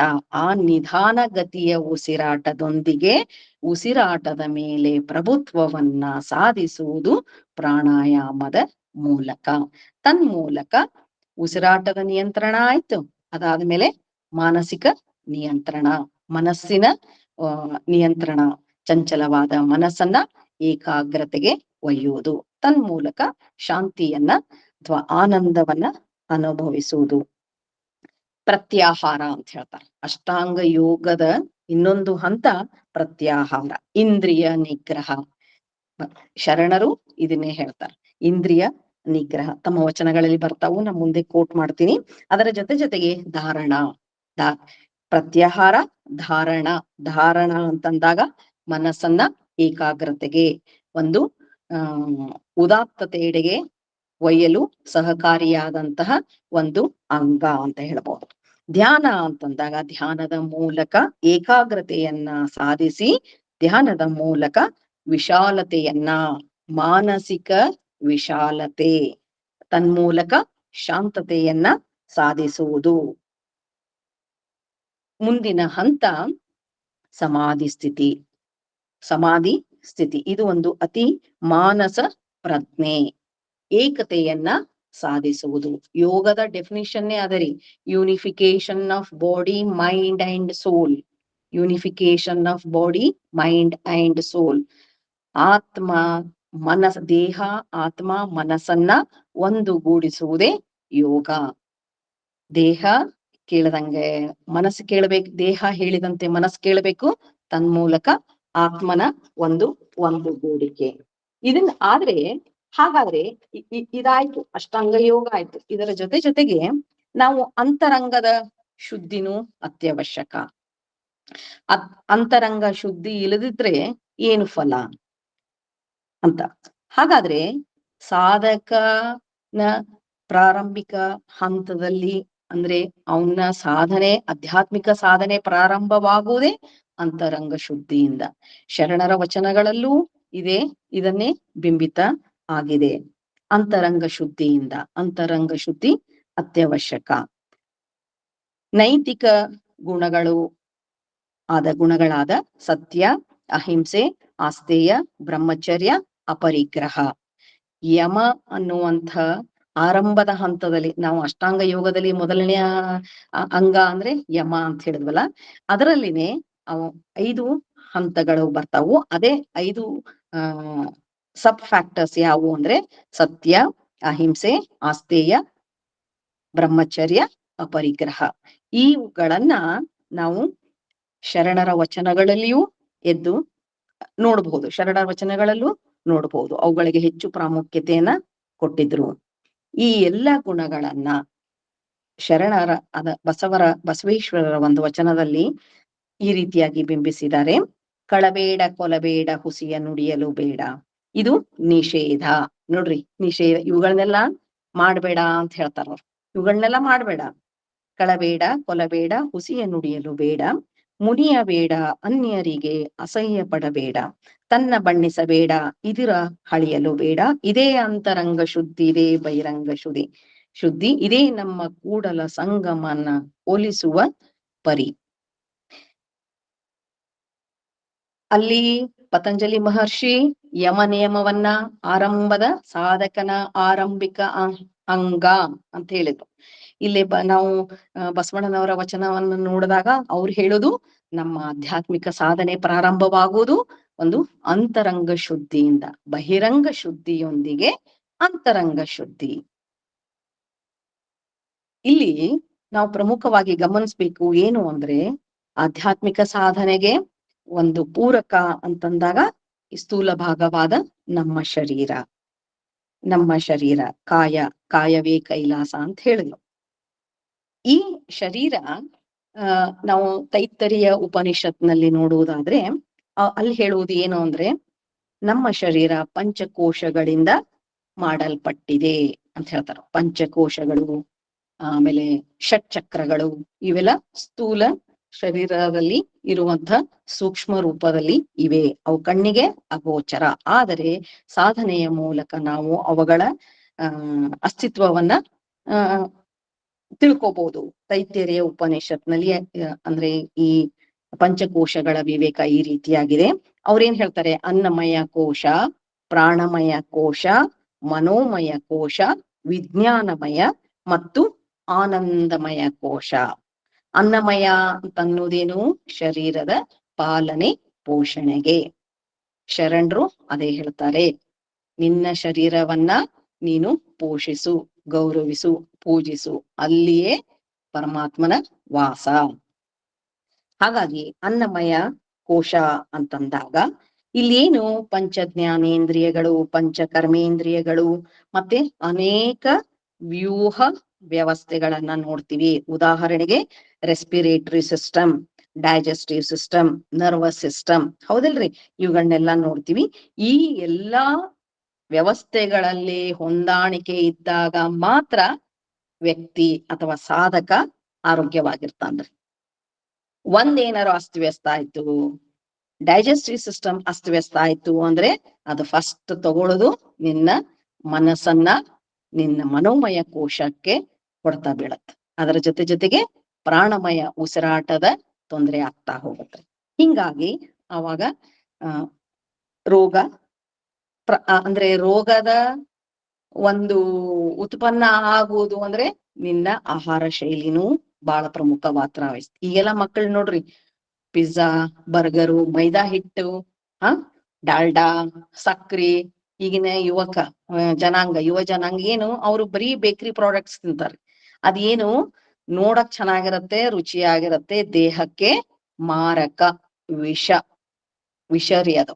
ಅದನ್ನ ಒಟ್ಟ ಉಪಯೋಗಿಸ್ಲೇಬಾರದು. ಮೊದ್ಲಿನ ಕಾಲದವರೆಲ್ಲ ಬಿಸಿ ರೊಟ್ಟಿ, ಚಪಾತಿ, ಅನ್ನ, ಮುದ್ದಿ ಅವೆಲ್ಲ ಉಪಯೋಗಿಸ್ತಾರಲ್ಲ, ಅದೇ ದೇಹವನ್ನ ಸದೃಢ ಮಾಡತ್ರಿ. ಹೀಗಾಗಿ ಆರೋಗ್ಯ ವ್ಯಕ್ತಿ ಅಂತಂದಾಗ ಅವನು ತನ್ನ ಶರೀರ ಪಾಲನ ಪೋಷಣೆ ಮಾಡಬೇಕು. ಆಮೇಲೆ ಇದನ್ನೇ ನಾ ಹೇಳಿದೆ, ನಮ್ಮ ಶರಣರು ಆಧ್ಯಾತ್ಮಿಕ ಸಾಧನೆಗೆ ಪೂರಕವಾದದ್ದು ನಮ್ಮ ಶರೀರ, ಕಾಯವೇ ಕೈಲಾಸ ಅಂತ ಹೇಳಿದರು. ನಂತರದಲ್ಲಿ ಬರುವಂತಹದ್ದು ಪ್ರಾಣಮಯ ಕೋಶ. ಅನ್ನಮಯ ನಂತರದಲ್ಲಿ ಪ್ರಾಣಮಯ ಕೋಶ. ಈಗ ನಮ್ಮ ರಕ್ತನಾಳಗಳ ಮೂಲಕ ಹರಿಯುವಂತೆ ನಾಡಿಗಳ ಮೂಲಕ ಅತ್ಯಂತ ಸೂಕ್ಷ್ಮವಾದ ಪ್ರಾಣ ಶಕ್ತಿ, ಪ್ರಾಣವಾಯುವಿನ ಹರಿಯುವಿಕೆ ಇರುತ್ತೆ. ಈಗ ನಾಡಿಗಳು ಆಯ್ತು, ಪ್ರಾಣ ಆಯ್ತು, ಚಕ್ರಗಳಾಗಲಿ ನಮ್ಮ ಕಣ್ಣಿಗೆ ಅಗೋಚರ ಅಂತ ನಾ ಹೇಳಿದೆ. ಅದೇ ರೀತಿಯಾಗಿ ನಾವು ಅಂದ್ರೆ ನಮ್ಮ ಪ್ರಾಣದ ಮೂಲಕ ಅಂದ್ರೆ ಉಸಿರಾಟದ ಮೂಲಕ ಪ್ರಾಣಲಿಂಗಿ ಸ್ಥಳ ಅಂತ ಏನು ಶರಣರು ಹೇಳ್ತಾರಲ್ಲ, ಪ್ರಾಣದ ಮೂಲಕ ನನ್ನ ಮನಸ್ಸನ್ನ ಚಿತ್ಯ ಚಾಂಚಲ್ಯತೆಯನ್ನ ಹೋಗಲಾಡಿಸಿ ಏಕಾಗ್ರತೆಯನ್ನ ಸಾಧಿಸಬಹುದು. ತನ್ಮೂಲಕ ಒಂದು ಉದಾತ್ತತೆಗೆ ಎಡೆಗೆ ಸಾಗಬಹುದು. ಶರಣರ ಒಂದು ವಚನದಲ್ಲಿ ನೋಡುವುದಾದರೆ, ಅಂದ್ರೆ ನಾನು ನಿಮ್ಗೆ ಹೇಳಿದ್ನಲ್ಲ, ಚಕ್ರಗಳು ಆಧಾರ ಅಂದ್ರೆ ಆಧಾರ, ಮೂಲಾಧಾರ ಚಕ್ರ, ಷಟ್ಚಕ್ರಗಳು ಅಂತ ಹೇಳಿದೆ. ಮೂಲಾಧಾರ ಚಕ್ರ, ಸ್ವಾದಿಷ್ಠಾನ, ಮಣಿಪೂರಕ, ಅನಾಹತ, ವಿಶುದ್ಧಿ, ಆಜ್ಞಾ, ಸಹಸ್ರಾರ, ಐಕ್ಯ ಸ್ಥಳ ಅಂತ ಏನ್ ಹೇಳ್ತೀವಲ್ರಿ, ಅದು ಸಹಸ್ರಾರ. ಶರಣರು ತಮ್ಮ ವಚನದಲ್ಲಿ ಈ ರೀತಿಯಾಗಿ ಹೇಳ್ತಾರೆ, ಇಷ್ಟ ಮಹಾಲಿಂಗವೇ ಅನಾದಿ ಶರಣನ ಆಧಾರ ಚಕ್ರದಲ್ಲಿ. ನೋಡ್ರಿ, ಅವರುನು ಯೋಗ ಮಾರ್ಗವನ್ನ ಅನುಸರಿಸ್ತಾ ಇದ್ರು, ಯೋಗ ಮಾರ್ಗ ಅನುಸರಿಸ್ತಾ ಇದ್ರು ಅನ್ನೋದಕ್ಕೆ ಅವರ ವಚನಗಳನ್ನ ನಾವು ವಿಶ್ಲೇಷಿಸಬಹುದು. ಆಧಾರ ಚಕ್ರದಲ್ಲಿ ನಕಾರ ಮಂತ್ರ ಮೂರ್ತಿಯಾಗಿ ನೆಲೆಸಿರ್ಪುದು ನೋಡ. ಸ್ವಾದಿಷ್ಠಾನ ಚಕ್ರದಲ್ಲಿ ಮಕಾರ ಮಂತ್ರ ಮೂರ್ತಿಯಾಗಿ ನೆಲೆಸಿರ್ಪುದು ನೋಡ. ಆ ಮಹಾಲಿಂಗವೇ ಮಣಿಪೂರಕ ಚಕ್ರದಲ್ಲಿ ಶೀಕಾರ ಮಂತ್ರ ಮೂರ್ತಿಯಾಗಿ ನೆಲೆಸಿರ್ಪುದು ನೋಡ. ಅನಾಹತ ಚಕ್ರ ಅಲ್ಲಿ ವಕಾರ ಮಂತ್ರ ಮೂರ್ತಿಯಾಗಿ ನೆಲೆಸಿರ್ಪುದಯ್ಯ. ವಿಶುದ್ಧಿ ಚಕ್ರದಲ್ಲಿ ಯಕಾರ ಮಂತ್ರ ಮೂರ್ತಿಯಾಗಿ ನೆಲೆಸಿರ್ಪುದಯ್ಯ. ಆ ಮಹಾಲಿಂಗವೇ ಆಜ್ಞಾ ಚಕ್ರದಲ್ಲಿ ಓಂಕಾರ ಮೂರ್ತಿಯಾಗಿ ನೆಲೆಸಿರ್ಪುದು ನೋಡ. ಆಜ್ಞಾ ಚಕ್ರ ಅನ್ನುವಂಥದ್ದು 2 ಹುಬ್ಬುಗಳ ಮಧ್ಯದಲ್ಲಿ ನೇರಳೆ ಬಣ್ಣದಲ್ಲಿ ಇರುವಂತಹ ಒಂದು ಚಕ್ರ. ಅಲ್ಲಿ ಓಂಕಾರ ಸ್ಥಿರಗೊಂಡಿರುತ್ತೆ ಅಂತ ಶರಣರು ಹೇಳ್ತಾರೆ. ಹೀಗಾಗಿ ಇದನ್ನ ನೋಡಿದಾಗ ಎಲ್ಲಾ ಶರಣರು ತಮ್ಮ ವಚನಗಳಲ್ಲಿ ಯೋಗದ ಒಂದು ಅಥವಾ ತಮ್ಮ ದಿನನಿತ್ಯ ಜೀವನದಲ್ಲಿ ಕಾಯಕ ದಾಸೋಹದೊಂದಿಗೆ ಯೋಗ ಮಾರ್ಗವನ್ನು ಅನುಸರಿಸ್ತಾ ಇದ್ರು. ಈಡ, ಪಿಂಗಳ, ಸುಷುಮ್ನ ನಾಡಿ, ಕುಂಡಲಿನಿ ಶಕ್ತಿ, ಇವೆಲ್ಲ ಮುಂದಿನ ವಚನಗಳಲ್ಲಿ ನೋಡ್ಬೋದು ನಾವು. ಮುಂದಿನ ಒಂದು ಕೋಶ ಯಾವುದು ಅಂದ್ರೆ ಮನೋಮಯ. ಅನ್ನಮಯ, ಪ್ರಾಣಮಯ ಮತ್ತು ಮನೋಮಯ ಕೋಶ. ಮನೋಮಯ ಕೋಶ ಅಂತಂದಾಗ ಮನಸ್ಸು ನಮ್ಮ ಭಾವನೆಗಳು ಮತ್ತು ಚಿಂತನೆಗಳು ಉಂಟಾಗುವುದೇ ಈ ಸ್ತರದಲ್ಲಿ. ತನು ಮನ ಭಾವ ಮನೋಮಯ ಕೋಶ ನಮ್ಮ ಭಾವನೆಗಳಿಗೆ ಒಂದು ನೆಲೆಯಾಗಿದ್ದು, ಯಾವಾಗ ನಮ್ಮ ಭಾವನೆಗಳಲ್ಲಿ ಅಸಮತೋಲನ ಉಂಟಾದಾಗ ವ್ಯಕ್ತಿಯ ಮೇಲೆ ದೇಹದ ಮೇಲೆ ಒಂದು ದುಷ್ಪರಿಣಾಮವನ್ನ ಬೀರುತ್ತೆ. ಹೀಗಾಗಿ ನಮ್ಮ ಭಾವನೆಗಳಲ್ಲಿ ಸಮರಸತೆ ಇರಬೇಕು, ಸಮತೋಲನ ಇರಬೇಕು. ಹೀಗಾಗಿ ಏನು ನಮ್ಮ ಭಾವನೆ, ಶುದ್ಧ ಮನಸ್ಸು, ತನು ಮನ ಭಾವ ಪರಿಶುದ್ಧ ಅನ್ನುವಂಥದ್ದನ್ನ ನಾವು ಶರಣರ ವಚನಗಳಲ್ಲಿ ನೋಡಬಹುದು. ತೀವ್ರತರವಾದ ಆಸೆ, ಆಮಿಷಗಳು, ರಾಗ, ದ್ವೇಷ, ಕೋಪ, ತಾಪ ಇವೇನಾಗುತ್ತೆ ನಮ್ಮ ಭಾವನೆಗಳ ಮೇಲೆ ದುಷ್ಪರಿಣಾಮ ಬೀರುತ್ತೆ. ನೋಡ್ಬೋದು, ನೀವೇ ಈಗ ನೀವು ದಿನನಿತ್ಯ ನೋಡ್ತೀರಿ, ಕೋಪಗೊಂಡಾಗ, ಸಿಟ್ಟು ಬಂದಾಗ, ಇನ್ನೊಬ್ಬರ ಮೇಲೆ ಜೋರಾಗಿ ಮಾತಾಡಿದಾಗ ನಿಮ್ಮ ಏನಾಗುತ್ತೆ ವ್ಯತ್ಯಾಸ ನಿಮ್ಗೆ ಕಂಡು ಬರುತ್ತ್ರಿ. ಏನು, ನಿಮ್ಮ ಉಸಿರಾಟ ತೀವ್ರತರ ಆಗತ್ತೆ, ತೀವ್ರಗತಿಯಲ್ಲಿ ಉಸಿರಾಟ ಆಗುತ್ತೆ. ಹೀಗಾಗಿ ಅದು ದೇಹದ ಮೇಲೆ ದುಷ್ಪರಿಣಾಮವನ್ನ ಬಿದ್ದೇ ಬೀರುತ್ರಿ. ನಿಮ್ಗೆ ದಿನನಿತ್ಯ ಅನುಭವಕ್ಕೆ ಬರುತ್ತ. ಕೆಲಸದಕ್ಕಿ 1 ತಾಸು ಲೇಟ್ ಆಗಿ ಬಂದ್ಲು ಅಂದ್ರೆ ತಳಮಳ ಚಾಲು, ಬಸ್ ಮಿಸ್ ಆಯ್ತು, ಟೆನ್ಷನ್ ಸ್ಟಾರ್ಟ್. ಹಿಂಗಾಗಿ ಸ್ಟ್ರೆಸ್ಫುಲ್ ಲೈಫ್ ಏನಾಯ್ತು, ಸಾಕಷ್ಟು ರೋಗಗಳಿಗೆ ದಾರಿ ಮಾಡಿಕೊಡುತ್ತೆ ಅನ್ನೋದನ್ನ ನೋಡಬಹುದು. ಇದನ್ನೇ ನಾವು ಬಸವಣ್ಣನವರ ವಚನದಲ್ಲಿ ನೋಡುವುದಾದ್ರೆ, ಅಷ್ಟದಳ ಕಮಲವ ಹೇಳ್ತಾರ ಅವ್ರು. ಅಷ್ಟದಳ ಕಮಲವ ಸುತ್ತುವ ಜೀವಾತ್ಮನ ಮೆಟ್ಟಿದ ದಳವನರಿಯದೆ ಆನು ಭಕ್ತನೆಂತೆಂಬೆ, ಆನು ಶರಣನೆಂತೆಂಬೆ, ಆನು ಲಿಂಗೈಕ್ಯನೆಂತೆಂಬೆ ಕೂಡಲ ಸಂಗಮ ದೇವ ಎನ್ನ ಮನವು ಸಮಾಧಾನವಾಗದನ್ನ. ಅಂದ್ರೇನು? ಮನಸ್ಸೇ ಅಸಮಾಧಾನವಾದಾಗ, ಕೋಪದ ತಾಪದ ಒಂದು ಕೋಪ ತಾಪವ ಇದ್ದಾಗ ಮನಸ್ಸು ಹೆಂಗ್ ಸಮಾಧಾನ ಆಗತ್ರಿ? ಸಾಧ್ಯವೇ ಇಲ್ಲ.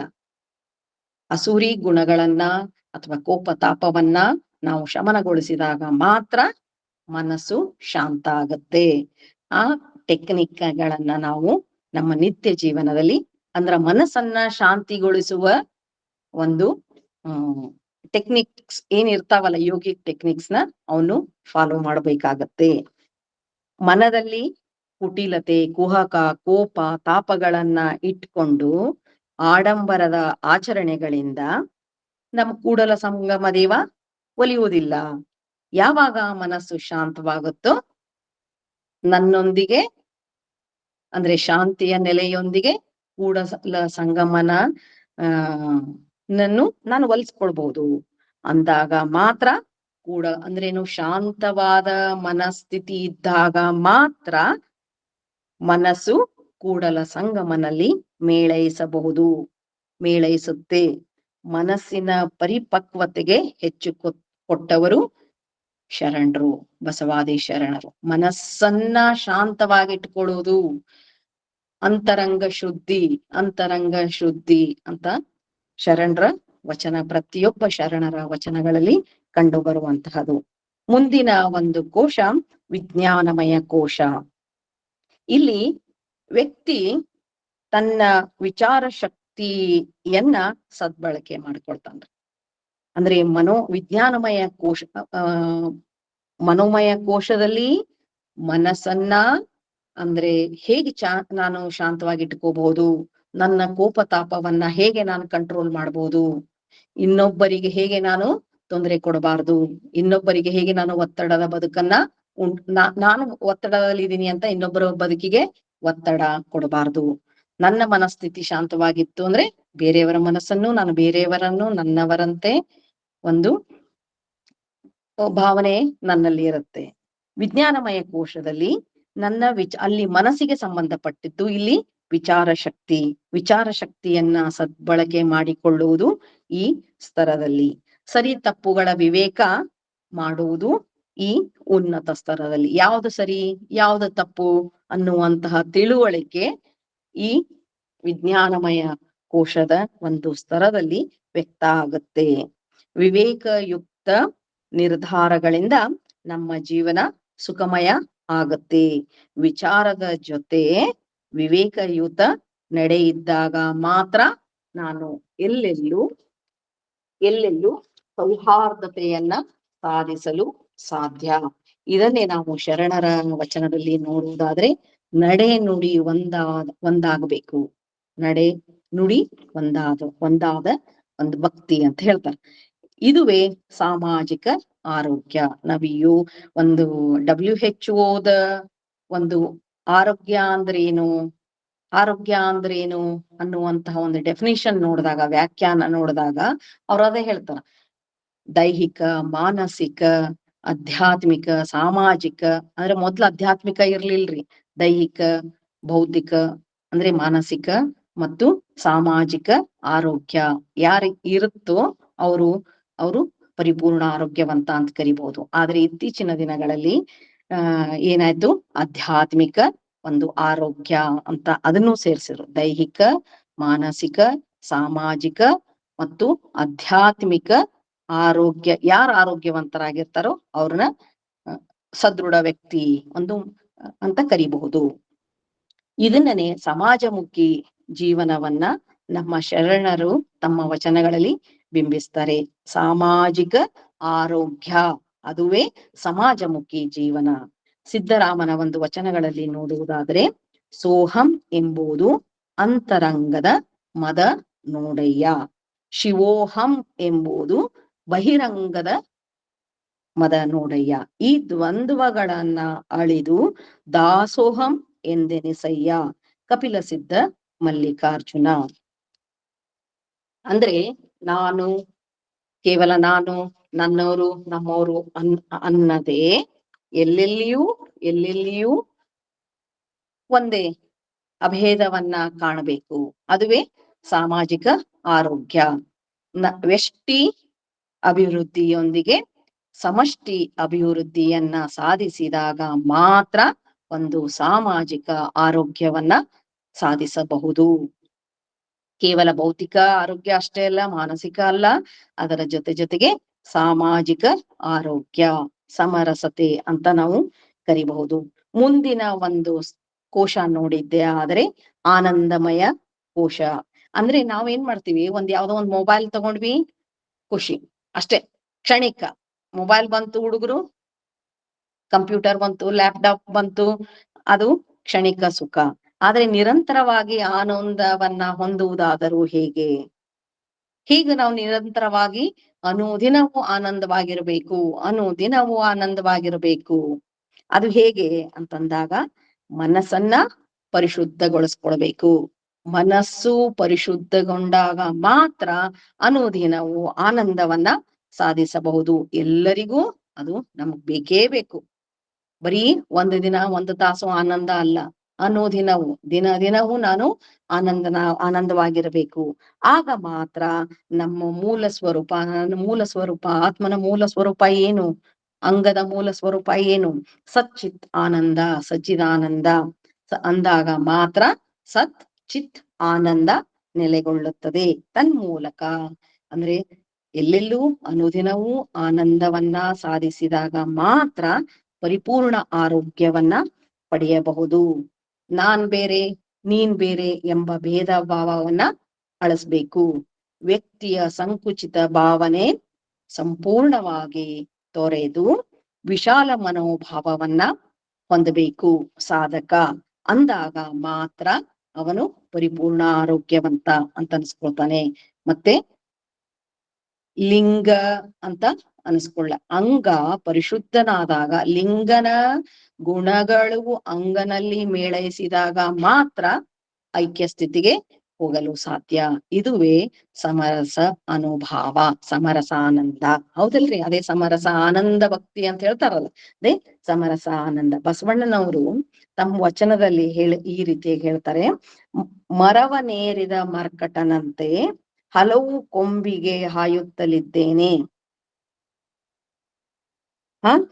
ಬೆಂದ ಮನವ ನಾನೆಂತು ನಂಬುವೆನಯ್ಯ, ಎಂತು ನಚ್ಚುವೆನಯ್ಯ, ಎನ್ನ ತಂದೆ ಕೂಡಲ ಸಂಗಮ ದೇವನಲ್ಲಿಗೆ ಹೋಗಲಿಯದಯ್ಯ. ಮನಸ್ಸಿನಲ್ಲಿ ಕೋಪ, ಮನಸ್ಸು ಮರ್ಕಟನಂತೆ ಗಿಡದಿಂದ ಗಿಡಕ್ಕೆ ಹಾರುವಂಗ ನನ್ ಮನಸ್ಸು ಚಂಚಲ ಆಯ್ತು ಅಂದ್ರೆ ಅನುದಿನವೂ ಬೆಂದುತ್ತಾ ಇದ್ರೆ, ನೋವನ್ನ ಅನುಭವಿಸ್ತಾ ಇದ್ರೆ, ಕೋಪ ತಾಪಗಳಿಂದ ಒದ್ದಾಡ್ತಾ ಇದ್ರೆ ಅದನ್ನ ಹೆಂಗ್ ನಂಬಲಿ ನಾನು? ಚಂಚಲವಾದ ಮನಸ್ಸನ್ನ ಹೇಗ್ ನಂಬಲಿ? ನನ್ನನ್ನ ಲಿಂಗ ತತ್ವದೆಡೆಗೆ ಹೇಗದು ಸಮರಸ ಹೊಂದ್ಲಿಕ್ ಸಾಧ್ಯ? ನನ್ನ ಮನಸ್ಸು ನನ್ನ ಆಧ್ಯಾತ್ಮಿಕ ಸಾಧನೆಗೆ ಅಡ್ಡಿಯನ್ನುಂಟು ಮಾಡ್ತಾ ಇದೆ ಅಂತ ಬಸವಣ್ಣನವರು ತಮ್ಮ ಪ್ರಾರಂಭಿಕ ಹಂತದಲ್ಲಿ, ನಂತರ ಅವರುನು ಶರಣರು ಸಾಕಷ್ಟು ಗೊಂದಲಕ್ಕೆ ಒಳಗಾಗಿದ್ರು. ಮನಸ್ಸನ್ನ ಶಾಂತಿ ಮಾಡುವುದು ಹೇಗೆ ಅನ್ನುವುದಂತವನ್ನ ನಾವು ತಿಳಿದಾಗ ಆನಂದವನ್ನ ಅನುಭವಿಸ್ಬೋದು. ಅತೀವ ಚಂಚಲತೆ, ವಿಷಯ ಸುಖವನ್ನ ಬೆಂಬತ್ತುವ ಮನಸ್ಸು ಆಧ್ಯಾತ್ಮಿಕ ಸಾಧನೆಗೆ ಅಡ್ಡಿಯನ್ನ ಉಂಟು ಮಾಡುತ್ತೆ. ಅಂದ್ರೆ ದೈವದತ್ತವಾದ ಗುಣಗಳು ಮರೆತಾಗ ಸಾಧಕನ ಮನಸ್ಸು ಎಲ್ಲಿ ಹೋಗುತ್ತೆ? ಕೇವಲ ವಿಷಯ ಸುಖಗಳತ್ತ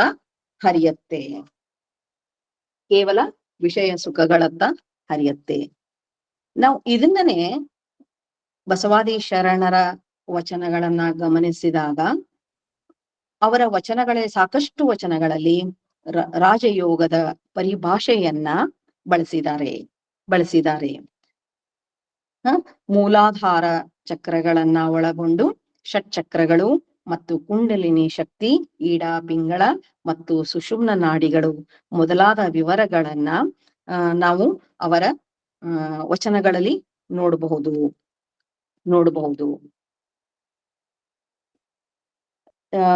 ಶರಣರ ಒಂದು ವಚನ ನೋಡಿದಾಗ, ಆಧಾರ ಚಕ್ರದ ನಾಲ್ಕೆಸಳ ಕಮಲ ಆಧಾರ ಚಕ್ರದ ನಾಲ್ಕೆಸಳ ಕಮಲ ಮಧ್ಯದಲ್ಲಿ ಆಚಾರಲಿಂಗ ಸ್ವಾಯತ್ತವ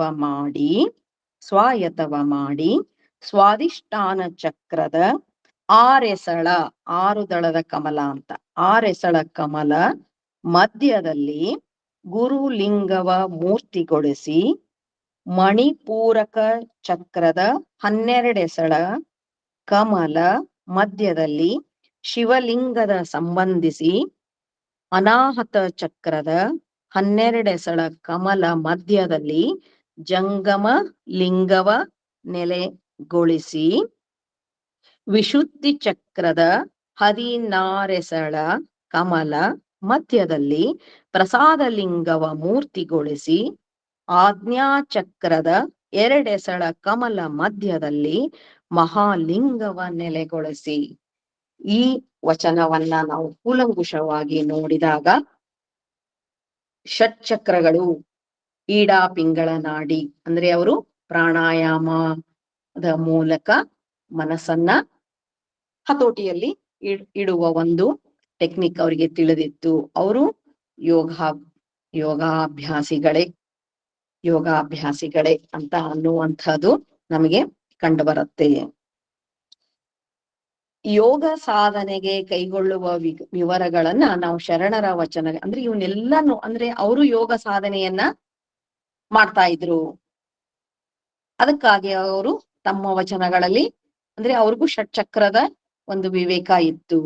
ಅದನ್ನೇ ಅವರು ನಾವು ಶಟಸ್ಥಲ ಮಾರ್ಗದಲ್ಲಿ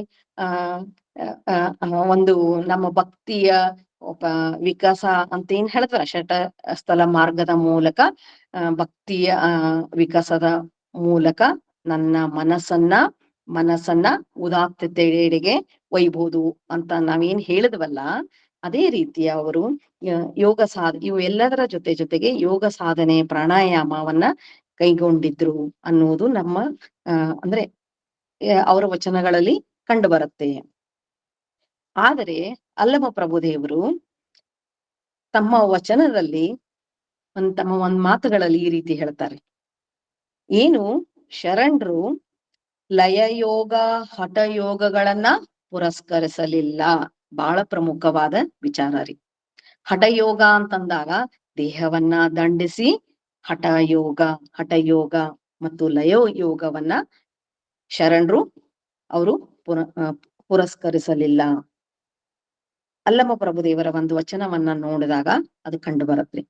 ಹಠಯೋಗ ಲಂಬಿಕೆ ಎಂದು ಆ ಕುಂಚನವಂ ಮಾಡಿ ವಜ್ರ ಅಮರೀಯ ಕಲ್ಪವೆಂದು ಮಲಮೂತ್ರಗಳ ಸೇವಿಸುತ್ತ ಇದು ಪೂರ್ವ ನವನಾಥ ಸಿದ್ಧರ ಮತ್ತೋಕ್ತವೆಂದು ಕಾಪಾಲಿಕಾಚರಣೆಯ ನಾಚರಿಸುವರಲ್ಲ ಶರಣರು ಎನ್ನುತ್ತಾ ಈ ವಚನದ ಮೂಲಕ ಅಲ್ಲಮ ಪ್ರಭುದೇವರು ಅಂದ್ರೇನು, ಹಠಯೋಗಿಗಳು ಆಚರಿಸುತ್ತಿದ್ದಂತಹ ಕ್ಷುದ್ರ ಆಚರಣೆಗಳನ್ನ ಅವರು ತೀವ್ರತರವಾಗಿ ಖಂಡಿಸ್ತಾರೆ. ಅಂದ್ರೆ ಅವ್ರ ಮಾತುಗಳಲ್ಲೇ ಕಂಡು ಬರುತ್ತಲ್ಲ ನಮಗ, ಕಾಯವೇ ಕೈಲಾಸ ಅಂದ್ರೆ ಪರಶಿವನ ವರ ಪ್ರಸಾದವಾದ ಈ ಕಾಯವನ್ನ ಎಂದೆಂದಿಗೂ ಕೆಡಿಸಬಾರದು, ಅದನ್ನು ಪಾಲನೆ ಮಾಡಬೇಕು, ಪೋಷಿಸಬೇಕು. ತನ್ಮೂಲಕ ನಾನು ಒಂದು ಅಂದ್ರೆ ಮಾನಸಿಕ ಉದಾತ್ತತೆಯೆಡೆಗೆ ವ್ಯಕ್ತಿತ್ವ ವಿಕಾಸನ ಮಾಡ್ಕೋಬಹುದು ಅನ್ನುವಂಥದ್ದು ಕಂಡು ಬರತ್ತೆ. ಅಂದ್ರೆ ಅವರು ಅನುಸರಿಸುತ್ತಿದ್ದ ಮಾರ್ಗ ಯಾವುದು ಅಂದ್ರೆ ರಾಜಯೋಗ. ಹಠಯೋಗ ಅಂತಂದಾಗ ದೇಹವನ್ನ ಅನುದಿನವೂ ದಂಡಿಸುವುದು ದಂಡನೆಯನ್ನ ಅಂದ್ರೆ ದೇಹದ ದಂಡನೆಯನ್ನ ತೀವ್ರತರವಾಗಿ ಖಂಡಿಸಿದವರು ಶರಣರು. ಅವರು ಅನುಸರಿಸ್ತಾ ಇದ್ದಿದ್ದು ರಾಜಯೋಗ. ಅರವಿಂದ ಮಹರ್ಷಿಗಳು ಹೇಳಿದ್ದು ಅದೇ ರೀ, ಪರಿಪೂರ್ಣ ಯೋಗ ಅಂತ ಕರೀತಾರ್ರಿ ಅವರು. ರಾಜಯೋಗ ಪರಿಪೂರ್ಣ ಯೋಗ ಅಂತ ಕರೀತಾರೆ. ಅಂದ್ರೆ ದೇಹದ ಒಂದು ಸದೃಢತೆಯೊಂದಿಗೆ ಒಂದು ಮನಸ್ಸನ್ನ ಬಲಗೊಳಿಸ್ಬೋದು, ಮನಸ್ಸನ್ನ ವಿಕಾಸಗೊಳಿಸ್ಬೋದು. ಮಾನಸಿಕ ವಿಕಾಸವೇ ಎಲ್ಲ ಬಸವಾದಿ ಶರಣರು ಇರ್ಬೋದು, ಪತಂಜಲಿ ಮಹರ್ಷಿಗಳಿರ್ಬೋದು, ಮತ್ತೆ ಎಲ್ಲ ಸಾಧು ಸಂತರ ಒಂದು ಉದ್ದೇಶ ಅನ್ನುವಂಥದ್ದು ಕಂಡು ಬರುತ್ತೆ. ಇಲ್ಲಿಯವರೆಗೂ ಆ ಮಾತನಾಡಲು ಅವಕಾಶ ಮಾಡಿಕೊಟ್ಟಂತಹ ಅಕ್ಕನ ಅರಿವಿನ ತಂಡದ ಶ್ರಾವಣದ ಸತ್ಸಂಗದ ಎಲ್ಲ ಶರಣ ಬಂಧುಗಳಿಗೆ ಶರಣಾರ್ಥಿಗಳು. ವಿಶೇಷವಾಗಿ ಡಾಕ್ಟರ್ ಪಟ್ಟಣ್ ಸರ್ ಅವರಿಗೆ ನನಗೆ ಇಲ್ಲಿ ಮಾತನಾಡ್ಲಿಕ್ಕೆ ಅವಕಾಶ ಮಾಡಿಕೊಟ್ಟಿದ್ದಾರೆ. ಮತ್ತೆ ಸುಜಾತ ಮೇಡಮ್ ಅವರಿಗೂ ಮತ್ತು ಶರಣರಾದ ದಾನಮ್ಮ ಜಳಕಿಯವರಿಗೂ ಮತ್ತು ಎಲ್ಲ ಅವರಿವರೆನ್ನದೆ ಎಲ್ಲರೂ ಎನ್ನವರು ಎಮ್ಮವರು ಬೆಸಗೊಂಡರೆ ಶುಭ ಲಗ್ನವೆನ್ನಿರಯ್ಯ. ಈ ಸತ್ಸಂಗ ಇದು ಅನುದಿನವೂ ಬೇಕು. ದಿನವೂ ಅಂತ ನೀವೇನ್ ಹಮ್ಮಿಕೊಂಡಿದಿರಲ್ಲ, ಅದು ನಮ್ಮನ್ನ ಒಂದು ಉದಾತ್ತತೆಯೆಡೆಗೆ ಕೊಂಡೊಯ್ಯುತ್ತೆ. ಒಂದು ನಿತ್ಯವೂ ಆನಂದ ನಾ ಹೇಳಿದ್ನಲ್ಲ ನಿಮಗೆ, ಅನುದಿನವೂ ಆನಂದವನ್ನ ಹೆಂಗ್ ಪಡೆಯುವುದು, ಮತ್ ಒಂದು ಮಾನಸಿಕ ತಾಪದಿಂದ ಹೆಂಗ್ ಹೊರಗ್ ಬರುವುದು, ಸಿಟ್ಟು ಕೋಪವನ್ನ ನಿಯಂತ್ರಣಕ್ಕ ಹೇಗೆ ಅಂತಂದಾಗ ಶರಣರ ಸಂಘ ಹೆಜ್ಜೇನು ಸವಿದಂತೆ. ಇದು ಒಂದು ಅನುಭಾವ. ಅಂದಿನ ಕಾಲದಲ್ಲಿ ಬಸವಾದಿ ಶರಣರು ಅನುಭಾವ ಮಂಟಪವನ್ನ ಕಟ್ಕೊಂಡು ಅದರ ಮೂಲಕ ವಿಚಾರಗಳನ್ನ ಅವರು ಎಕ್ಸ್ಚೇಂಜ್ ಮಾಡ್ತಿದ್ರು. ಈಗ ಇಂದಿನ ಯುಗದಲ್ಲಿ ಪಟ್ಟಣ್ ಸರ್ ಅವರು ನಮಗೆ ಇದನ್ನ ಒಂದು ಸತ್ಸಂಗ, ಶರಣರ ಸತ್ಸಂಗ ಅನ್ನುವಂತಹ ಒಂದು ಅನುಭಾವ ಮಂಟಪವನ್ನ, ಒಂದು ಪ್ಲಾಟ್ಫಾರ್ಮ್ ನಮಗ್ ಕೊಟ್ಟಿದ್ದಾರೆ.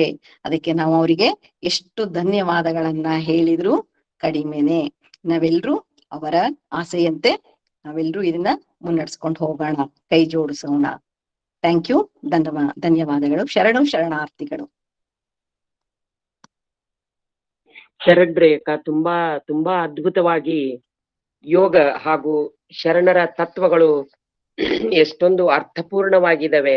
ಯೋಗಕ್ಕೆ ಅದು ಎಷ್ಟೊಂದು ಸಮರ್ಪಕವಾಗಿದೆ ಅವರ ನಡೆ ನುಡಿಗಳು ಅಂತ ಹೇಳ್ತಾ, ಹಾಗೂ ದೇಹವು ಆರೋಗ್ಯಪೂರ್ಣವಾಗಿ ಇರಬೇಕಾತಂತಂದ್ರೆ ಬೌದ್ಧಿಕವಾಗಿ, ಮಾನಸಿಕವಾಗಿ, ಸಾಮಾಜಿಕವಾಗಿ ಹಾಗೂ ಆಧ್ಯಾತ್ಮಿಕವಾಗಿ ಸರಿಯಾಗಿದ್ದರೆ ಮಾತ್ರ ಪರಿಪೂರ್ಣ ಆರೋಗ್ಯವಂತ ಅಂತ ಹೇಳಿ ನಾವು ಅದನ್ನ ತಿಳ್ಕೊತೀವಿ. ಹಾಗೂ ಈ ಪಂಚಕೋಶಗಳು ಅಂತ ಹೇಳಿದ್ರಿ ಆರೋಗ್ಯದ ಬಗ್ಗೆ. ಈ ಶರೀರವು ಅನ್ನಮಯ ಕೋಶ, ಪ್ರಾಣಮಯ ಕೋಶ, ಮನೋಮಯ ಕೋಶ, ವಿಜ್ಞಾನಮಯ ಕೋಶ ಹಾಗೂ ಆನಂದಮಯ ಕೋಶದ ಬಗ್ಗೆ ಅದ್ಭುತವಾಗಿ ನೀವು ತುಂಬಾ ಅದ್ಭುತವಾಗಿ ವರ್ಣಿಸಿದ್ರಿ. ಅದ್ರ ಬಗ್ಗೆ ಮಹತ್ವವನ್ನ ಹೇಳ್ಕೊಟ್ರಿ. ಹಾಗೂ ಅಷ್ಟಾಂಗ ಯೋಗ, ಯಮ, ನಿಯಮ, ಆಸನ, ಪ್ರಾಣಾಯಾಮ, ಪ್ರತ್ಯಾಹಾರ, ಧಾರಣ, ಧ್ಯಾನ ಹಾಗೂ ಸಮಾಧಿಯ ಬಗ್ಗೆ ಅದ್ಭುತವಾಗಿ ಅದರ ಬಗ್ಗೆ ಅರ್ಥಪೂರ್ಣವಾಗಿ ಹೇಳ್ಕೊಟ್ರಿ. ಅದು ಶರಣರ ಒಂದು ವಿಚಾರ ಹಾಗೂ ಯೋಗದ ಒಂದು ವಿಚಾರ ಹೆಚ್ಚು ಕಡಿಮೆ ಪರಿಶುದ್ಧತೆಯ ಪ್ರತೀಕ. ಮನಸ್ಸು ಮತ್ತು ಶರೀರ ಪರಿಶುದ್ಧತೆಯ ಪ್ರತೀಕವಾಗಿದೆ. ಪರಿಶುದ್ಧತೆಯಾಗಿ ಇದ್ದಾಗ ತಾನೇ ಆತ್ಮಲಿಂಗವಾಗಿ ಪರಿವರ್ತನೆ ಡೆಫಿನೆಟ್ಲಿ ಮನುಷ್ಯ ಆಗ್ತಾನೆ ಅನ್ನುವ ಒಂದು ಅರ್ಥಪೂರ್ಣವಾದಂತ ಒಂದು ಇವತ್ತು ಉಪನ್ಯಾಸ, ಬಹಳ ಸಂತಸಮಯವಾದ ಉಪನ್ಯಾಸ ಅಕ್ಕ ನೀವು ಕೊಟ್ಟಿದ್ದು. ತುಂಬಾ ಧನ್ಯವಾದಗಳನ್ನ ನಿಮಗೆ ತಿಳಿಸ್ತಾ, ಶರಣಾರ್ಥಿಗಳನ್ನು ಕೂಡ ನಾನು ನಿಮಗೆ ತಿಳಿಸ್ತಾ ಇದ್ದೇನೆ. ಶರಣಾರ್ಥಿಗಳು ಅಕ್ಕ, ಧನ್ಯವಾದಗಳು. ಧನ್ಯವಾದಗಳು ಅಕ್ಕ. ಈಗ ಮುಂದಿನ ಕಾರ್ಯಕ್ರಮ ಅಂತ ಹೇಳಿದ್ರೆ ಅನುಭವ ಶ್ರೀ ಶರಣರಾದ ಶ್ರೀ ಚನ್ನಬಸಪ್ಪ ಕೊಳ್ಳೇಗಾಲ್ ಶರಣರು ಅದನ್ನ ನಡೆಸ್ಕೊಡ್ಬೇಕು ಅಂತ ಹೇಳಿ ಅವರನ್ನ ವೇದಿಕೆಗೆ ಆಹ್ವಾನಿಸ್ತಾ ಇದ್ದೇನೆ.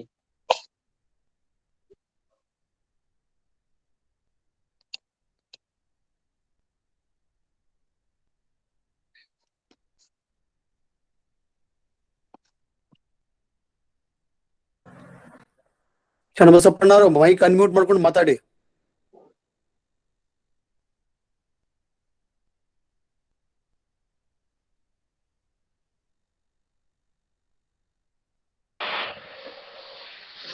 ಶರಣಾರ್ಥಿಗಳು ಎಲ್ಲರಿಗೂ. ಕೊಳ್ಳೇಗಾಲ ಅಂತ ಹೇಳಿದ್ರಲ್ಲಣ್ಣ, ಅದಕ್ಕ ನಾನು ಬೇರೆ ಅಂತ ಲೆಕ್ಕ ಹಾಕಿದೆ. ಇಲ್ಲ ನಿಮ್ಗೆ ನನ್ಗೇನ ಅಷ್ಟು ತಿಳುವಳಿಕೆ ಇಲ್ಲ ಕಣ, ನನ್ಗೇನಂತೂ ಗೊತ್ತಾಗಲ್ಲ. ಅಂದ್ರೆ ಶರಣರ ವಿಚಾರನ ಪಾಲಿಸ್ಬೇಕು ಅಂತ ಹೇಳ್ತೀನಿ. ಒಳ್ಳೇದು. ಎಲ್ಲ ನಿಮ್ಮ ಆಶೀರ್ವಾದ. ಎಲ್ಲರಿಗೂ ಶರಣಾರ್ಥಿ. ಇದನ್ನ ನಾನೇ ನನ್ನ ಸಂದೇಹಗಳನ್ನ, ನನ್ನ ಅನುಭವಗಳನ್ನ, ಅಭಿಪ್ರಾಯಗಳನ್ನ ಇವತ್ತಿನ ಉಪನ್ಯಾಸದ ಬಗ್ಗೆ ಹೇಳಿಕ್ಕೆ ಇಷ್ಟಪಡ್ತೀನಿ. ನಾವು ನಿಜವಾಗ್ಲೂ ಯೋಗದ ಬಗ್ಗೆ ಇರ್ತಕ್ಕಂತ ಒಂದು ರಿಸರ್ವೇಶನ್ ಅಂತಾರ, ಅದಕ್ಕೆ ತನ್ನದೇ ಆದಂತ ಒಂದು ಪೂರ್ವಾಗ್ರಹ ಪೀಡಿತ. ಬಹಳ ಜನ ಯೋಗ ಅಂತಂದ್ರೆ ಆಸನ ಹಾಕೋದು, ಯೋಗ ಅಂದ್ರೆ ವೈದಿಕ, ಯೋಗ ಅಂತಂದ್ರೆ ನಮ್ಮ ಪರಂಪರೆ ಅಂದ್ರೆ ಶರಣ ಪರಂಪರೆಗೆ ವಿರುದ್ಧವಾದದ್ದು ಅಂತ ತಿಳ್ಕೊಂಡು ನಾನು ಅದರಲ್ಲಿ ನಾನು ಒಬ್ಬ. ಮೂಗು ಮುರಿತಕ್ಕ ಯೋಗ ಅಂತಂದ್ರ ಇದು ಪಂಚಮಯ ಕೋಶ, ಚಕ್ರಗಳು, ಸಕೀಲಗಳು, ಯೋಗದ ಬಗ್ಗೆ ನನಗೆ ನನ್ನದೇ ಆದಂತ ತಪ್ಪು ಕಲ್ಪನೆಗೆ ಒಳಪಟ್ಟವ ನಾನು. ಆದ್ರೆ ಇವತ್ತು ಡಾಕ್ಟರ್ ಜಯಶ್ರೀ ಹಸಬಿ ಕೊಳಲ್ಗಿ ಅವರು ಮಾತಾಡಿದಾಗ ಒಂದು ಕಡೆ ಪಾತಂಜಲಿ, ಇನ್ನೊಂದು ಕಡೆ ಬಸವಣ್ಣನ ವಚನಗಳು, ಎಷ್ಟೊಂದು ನನಗ ಇಷ್ಟೋಡಿ ಯಾಕೆ ಮುಗಿಸಿದ್ರು 45 ನಿಮಿಷ ಕೊಟ್ಟು ತಪ್ಪು ಅನಿಸ್ತು ನನಗೆ. ಇವ್ರಿಗೆ ಟೈಮೇ ಕೊಡಬಾರ್ದು ಇಂಥವ್ರಿಗೆ. ನನಗೆ ನಿಜಕ್ಕೂ ಒಂದು ಒಂದು ಒಂದು ತಪ್ಪು ಕಾಡ, ಒಂದು ಇದು ಗಿಲ್ಟ್ ಕಾಡಕತ್ತು ನನಗೆ, ಅಪರಾಧ. ಏನು ನಾನು ಇವ್ರಿಗೆ ಯಾಕೆ ಟೈಮ್ ಇಟ್ಟೆ, ನಾನು ಇಡಬಾರ್ದಾಗಿತ್ತು. ಎಷ್ಟೊಂದು ಸೊಗಸಾಗಿ ಅದು ಏನು ಪೂರ್ಣ ನಾನು ಏನು ಇನ್ನೊಂದು 10 ನಿಮಿಷ ಕೇಳಿ ನೆನಪ ಅನಿಸುವಷ್ಟು ವಚನಗಳನ್ನ ಸಾದೃಶ್ಯವಾಗಿ ಕೊಡ್ತಾ, ಅಲ್ಲಿರ್ತಕ್ಕಂಥ ವಚನಗಳು ಮತ್ತು ಅಲ್ಲಿರ್ತಕ್ಕಂಥ ಯೋಗದ ಆಸನಗಳ ಬಗ್ಗೆ ಅಷ್ಟೇ ವಿನಮ್ರವಾಗಿ ಅದಂತಾರ ನಮ್ಮ ಸದುವಿಚನವೇ ಸಕಲ ಸದಾಶಿವ ಒಲುಮೆ ಅಂತಾರಲ್ಲ, ನಿಜಕ್ಕೂ ನಮ್ಗೆಲ್ಲರಿಗೂ ಇಷ್ಟೊಂದು ಸ್ಪಷ್ಟತೆ, ಇಷ್ಟೊಂದು ಕ್ಲಾರಿಟಿ ಇರ್ಲಿಲ್ಲ, ನನಗಂತೂ ಇರ್ಲಿಲ್ಲ. ನಾವು ಪಾತಂಜಲಿ, ಯಾಜ್ಞ, ವಾಲ್ಕ್ ಅವರೆಲ್ಲ ಅಂದ್ಕೂಡ್ಲೆ ಪಾಣಿನಿ ಅಂದ್ರ ಇವರೆಲ್ಲ ವೈದಿಕರು ನಮ್ಮ ವಿರುದ್ಧ ಅಂತ ತಿಳ್ಕೊಂಡ್ಬಿಟ್ಟಿದ್ ನಾನು. ಅವ್ರು ಆಹಾರದ ಬಗ್ಗೆ ಹೇಳ್ಯಾರ, ಶರೀರದ ಬಗ್ಗೆ ಹೇಳ್ಯಾರ, ಅದನ್ನ ಬಸವಣ್ಣವರು ಹೇಳ್ಯಾರ. ಕಾಕತಾಳೀಯ ಅಂತಂದ್ರ ಅವಕ್ಕೆ ಸಾದೃಶ್ಯವಾಗಿ ಪೂರಕವಾದಂತ ವಚನಗಳನ್ನ ಬಹಳಷ್ಟು ಅರ್ಥಪೂರ್ಣವಾಗಿ ಜಯಶ್ರೀ ಮೇಡಮ್ ಅವರು ಇಟ್ರು. ಅದನ್ನ ಯುಜ್ಯದಿಂದ ಹಿಡ್ಕೊಂಡು, ಅದು ಯೋಗದ ಧಾತುವಿನಿಂದ ಹಿಡ್ಕೊಂಡು ಅದು ಈ ಕೊನೆಯವರೆಗೂ ಬಹಳಷ್ಟು ಸ್ವಾರಸ್ಯಕರವಾಗಿ ಎಲ್ಲ ಅಲ್ಲಮ್ಮ ಬಸವಣ್ಣ ಅವರ ವಚನಗಳಾಗ ಯೋಗದ ಉಪಯೋಗವನ್ನ, ಯೋಗದ ರೀತಿಯನ್ನ ಹೇಗೆ ಹೇಳಿದ್ರು ಅಂತಕ್ಕಂಥದ್ದನ್ನ ಬಹಳ ಸ್ಪಷ್ಟವಾಗಿ, ಇಷ್ಟು ಕ್ಲಾರಿಟಿ ನಾನು ಎಲ್ಲಿಯೂ ಕೇಳಿಲ್ಲ. ನಾನು ನಿನ್ನೆ ಅಟೆಂಡ್ ಆಗ್ಲಿಲ್ಲ. ಇವತ್ತೇನಾರ ಮಿಸ್ ಮಾಡಿದ್ರೆ ಬಹುಶಃ ನನ್ನ ಜೀವನದ ಅತ್ಯಮೂಲ್ಯವಾದಂತ ಉಪನ್ಯಾಸವನ್ನ ಮರಿದ್ವಿ. ಮತ್ ನಮ್ದು ಒಂದು ತಪ್ಪು, ನಮ್ಗೆ ಕ್ಷಮೆ. ಅಂದ್ರ ನಾವು 45 ನಿಮಿಷ ಹಾಕಿಟ್ವಿ, ಹಂಗೆ ಎಲ್ಲರಿಗೂ ಇಡುವಂಗೆ ಇಟ್ಟಿವಲ್ಲ, ಯಾಕಂದ್ರೆ ಎಲ್ಲರಿಗೂ ಜನರಿಗೆ ಅನುಕೂಲ ಆಗ್ಲಿ ಅನ್ನೋ ದೃಷ್ಟಿಯಿಂದ ನಾವು 45 ನಿಮಿಷ ಇಟ್ವಿ. ಅವ್ರ ಇಂಥ ಉಪನ್ಯಾಸಗಳು 2 ತಾಸು ಅಥವಾ ತಮಗೆ ಎಲ್ಲಿ ಪರಿಪೂರ್ಣವಾಗ್ತದೆ. ನನಗಾರ ಇವತ್ತು ಪೂರ್ಣ ಇಷ್ಟ ಅಂತ ಇನ್ನಷ್ಟು ಕೇಳ್ಬೇಕಿತ್ತು, ಇನ್ನಷ್ಟು ವಿಚಾರಗಳನ್ನ ಕೇಳ್ಬೇಕಿತ್ತು ಅಂತಕ್ಕಂಥ ವಿಚಾರ. ಹೀಗಾಗಿ ಅದರ ಶರಣರು ಈ ಪಾತಂಜಲಿ ಯೋಗದಿಂದ ಕಲ್ತಾರೋ ಅಥವಾ ಅದು ಅವರದ ತಮ್ಮ ಅನುಭವದೊಳಗ, ಈಗ ಅಂದ್ರೆ ನಿಮ್ಗೆ ಸೋಹಂ ಮತ್ತು ದಾಸೋಹಂ ಅದ್ರ ಬಹಳ ಚಂದ ಬಿಡಿಸಿದಾರ. ಬಹುಶಃ ನಾವು ಕಲಬುರ್ಗಿ ಅವ್ರಿಗೆ ನಾವು ಬಹಳಷ್ಟು ತತ್ವ ಕೇಳಿದಾಗ ಸೋಹಂ ಅಂತಂದ್ರೆ ವ್ಯಕ್ತಿ, ದಾಸೋಹಂ ಅಂದ್ರೆ ಸಮಷ್ಟಿ, ಇವೆರಡ ಹೇಳ್ಬಿಟ್ಟಿದ್ರು ನಮ್ಗೆ. ಸೋಹಂ ಅಂದ್ರೆ ನಾನು ದೇವರಾಗ್ತಕ್ಕಂಥದ್ದು, ದಾಸೋಹಂ ಅಂದ್ರ ಸಮಷ್ಟಿ ಒಳಗೆ ದೇವರನ್ನ ಕಾಣ್ತಕ್ಕಂಥದ್ದು ಅಂತ ಇಷ್ಟ ತಿಳ್ಕೊಂಡಿದ್ವಿ ನಾವು. ಅದ್ರ ನೀವು ಅದನ್ನ ಅನುಭವ ಮತ್ತು ಯೋಗಕ್ಕೆ ಕೂಡ್ಕೊಂಡು ಹಿಡಿದು ಅದೊಂದು ಮದ, ಸೋಹಂ ಅಂತಕ್ಕಂಥ ಮದ, ಅಷ್ಟಮದಳು ಅದೊಂದು ಬರ್ತೈತಿ ಅಂತಕ್ಕಂಥದ್ದು ಹಿಡಿದು ನಾವು ಪ್ರತಿ ಅಕ್ಷರಗಳನ್ನು ಇವತ್ತು ಆಸ್ವಾದಿಸಿದ್ವಿ. ನಿಮ್ಮ ಅನುಭವದ ಯೋಗದ ಉಪನ್ಯಾಸವನ್ನ ಸಂಪೂರ್ಣವಾಗಿ ಕೇಳಿದ್ವಿ. ನಮ್ಮೊಳಗಿರ್ತಕ್ಕಂಥ ಸ್ವಲ್ಪ ಮಟ್ಟಿಗೆ ಅದರ ಬಗ್ಗೆ ಇರ್ತಕ್ಕಂಥ ಮೂಗು ಮುರಿಯುವಿಕೆ ಕಡಿಮೆ ಆಯ್ತು, ಅದ್ರ ಬಗ್ಗೆ ಇರ್ತಕ್ಕಂಥ ರಿಸರ್ವೇಶನ್ ಕಡಿಮೆ ಆಯ್ತು. ನಮ್ಗೇನೋ ಇದು ಯೋಗ ಅಂತಂದ್ರ ನನಗೆ ಅದು ವಿಷಯನ ಅಲ್ಲ. ಮೊದಲ ಫಿಲಾಸಫಿ, ಯೋಗ, ವಿಜ್ಞಾನ ಅಂದ್ರೆ ಖಾಲಿ ವೇಸ್ಟ್ ಟೈಮ್ ಕುಂತ್ಕೊಂಡಿರ್ತಾರ ಅಂತ ತಿಳ್ಕೊಂಡಿದ್ದೆ. ಬಟ್ ಇವತ್ತು ಡಾಕ್ಟರ್ ಜಯಶ್ರೀ ಮೇಡಮ್ ಅವರ ಸ್ಪೀಚ್ ಕೇಳಿದ್ಮೇಲೆ ನಾವೆಲ್ಲರೂ ಕೂಡ ಕಲಿಬೇಕು. ಇನ್ನೊಂದು ಕಾಕತಾಳೀಯ ಅಂತಂದ್ರೆ ಯೋಗದ ಇನ್ನೊಬ್ಬ ಅನುಭವಿಗಳು ಡಾಕ್ಟರ್ ಸುಧಾ ಹುಲ್ಗೂರ್ ಅವ್ರು ಯೋಗದ ಬಗ್ಗೆ ಭಾಳ ಚಲೋ ತಿಳ್ಕೊಂಡ್ರ. ನಾವು ಆರಂಭದಲ್ಲಿ ಅವ್ರ ಬೆನ್ನೆತ್ಕೆ ಮಾಡ್ರಿ ಅಂತ ಹೇಳಿದ್ವಿ. ಇವತ್ತು ಕಾಕತಾಳಿ ಅಂದ್ರೆ ಕಾರ್ಯಕ್ರಮ ನಿರ್ವಹಣೆಗೂ ಅವ್ರಿಗೆ ಕೊಟ್ಟಿವಿ.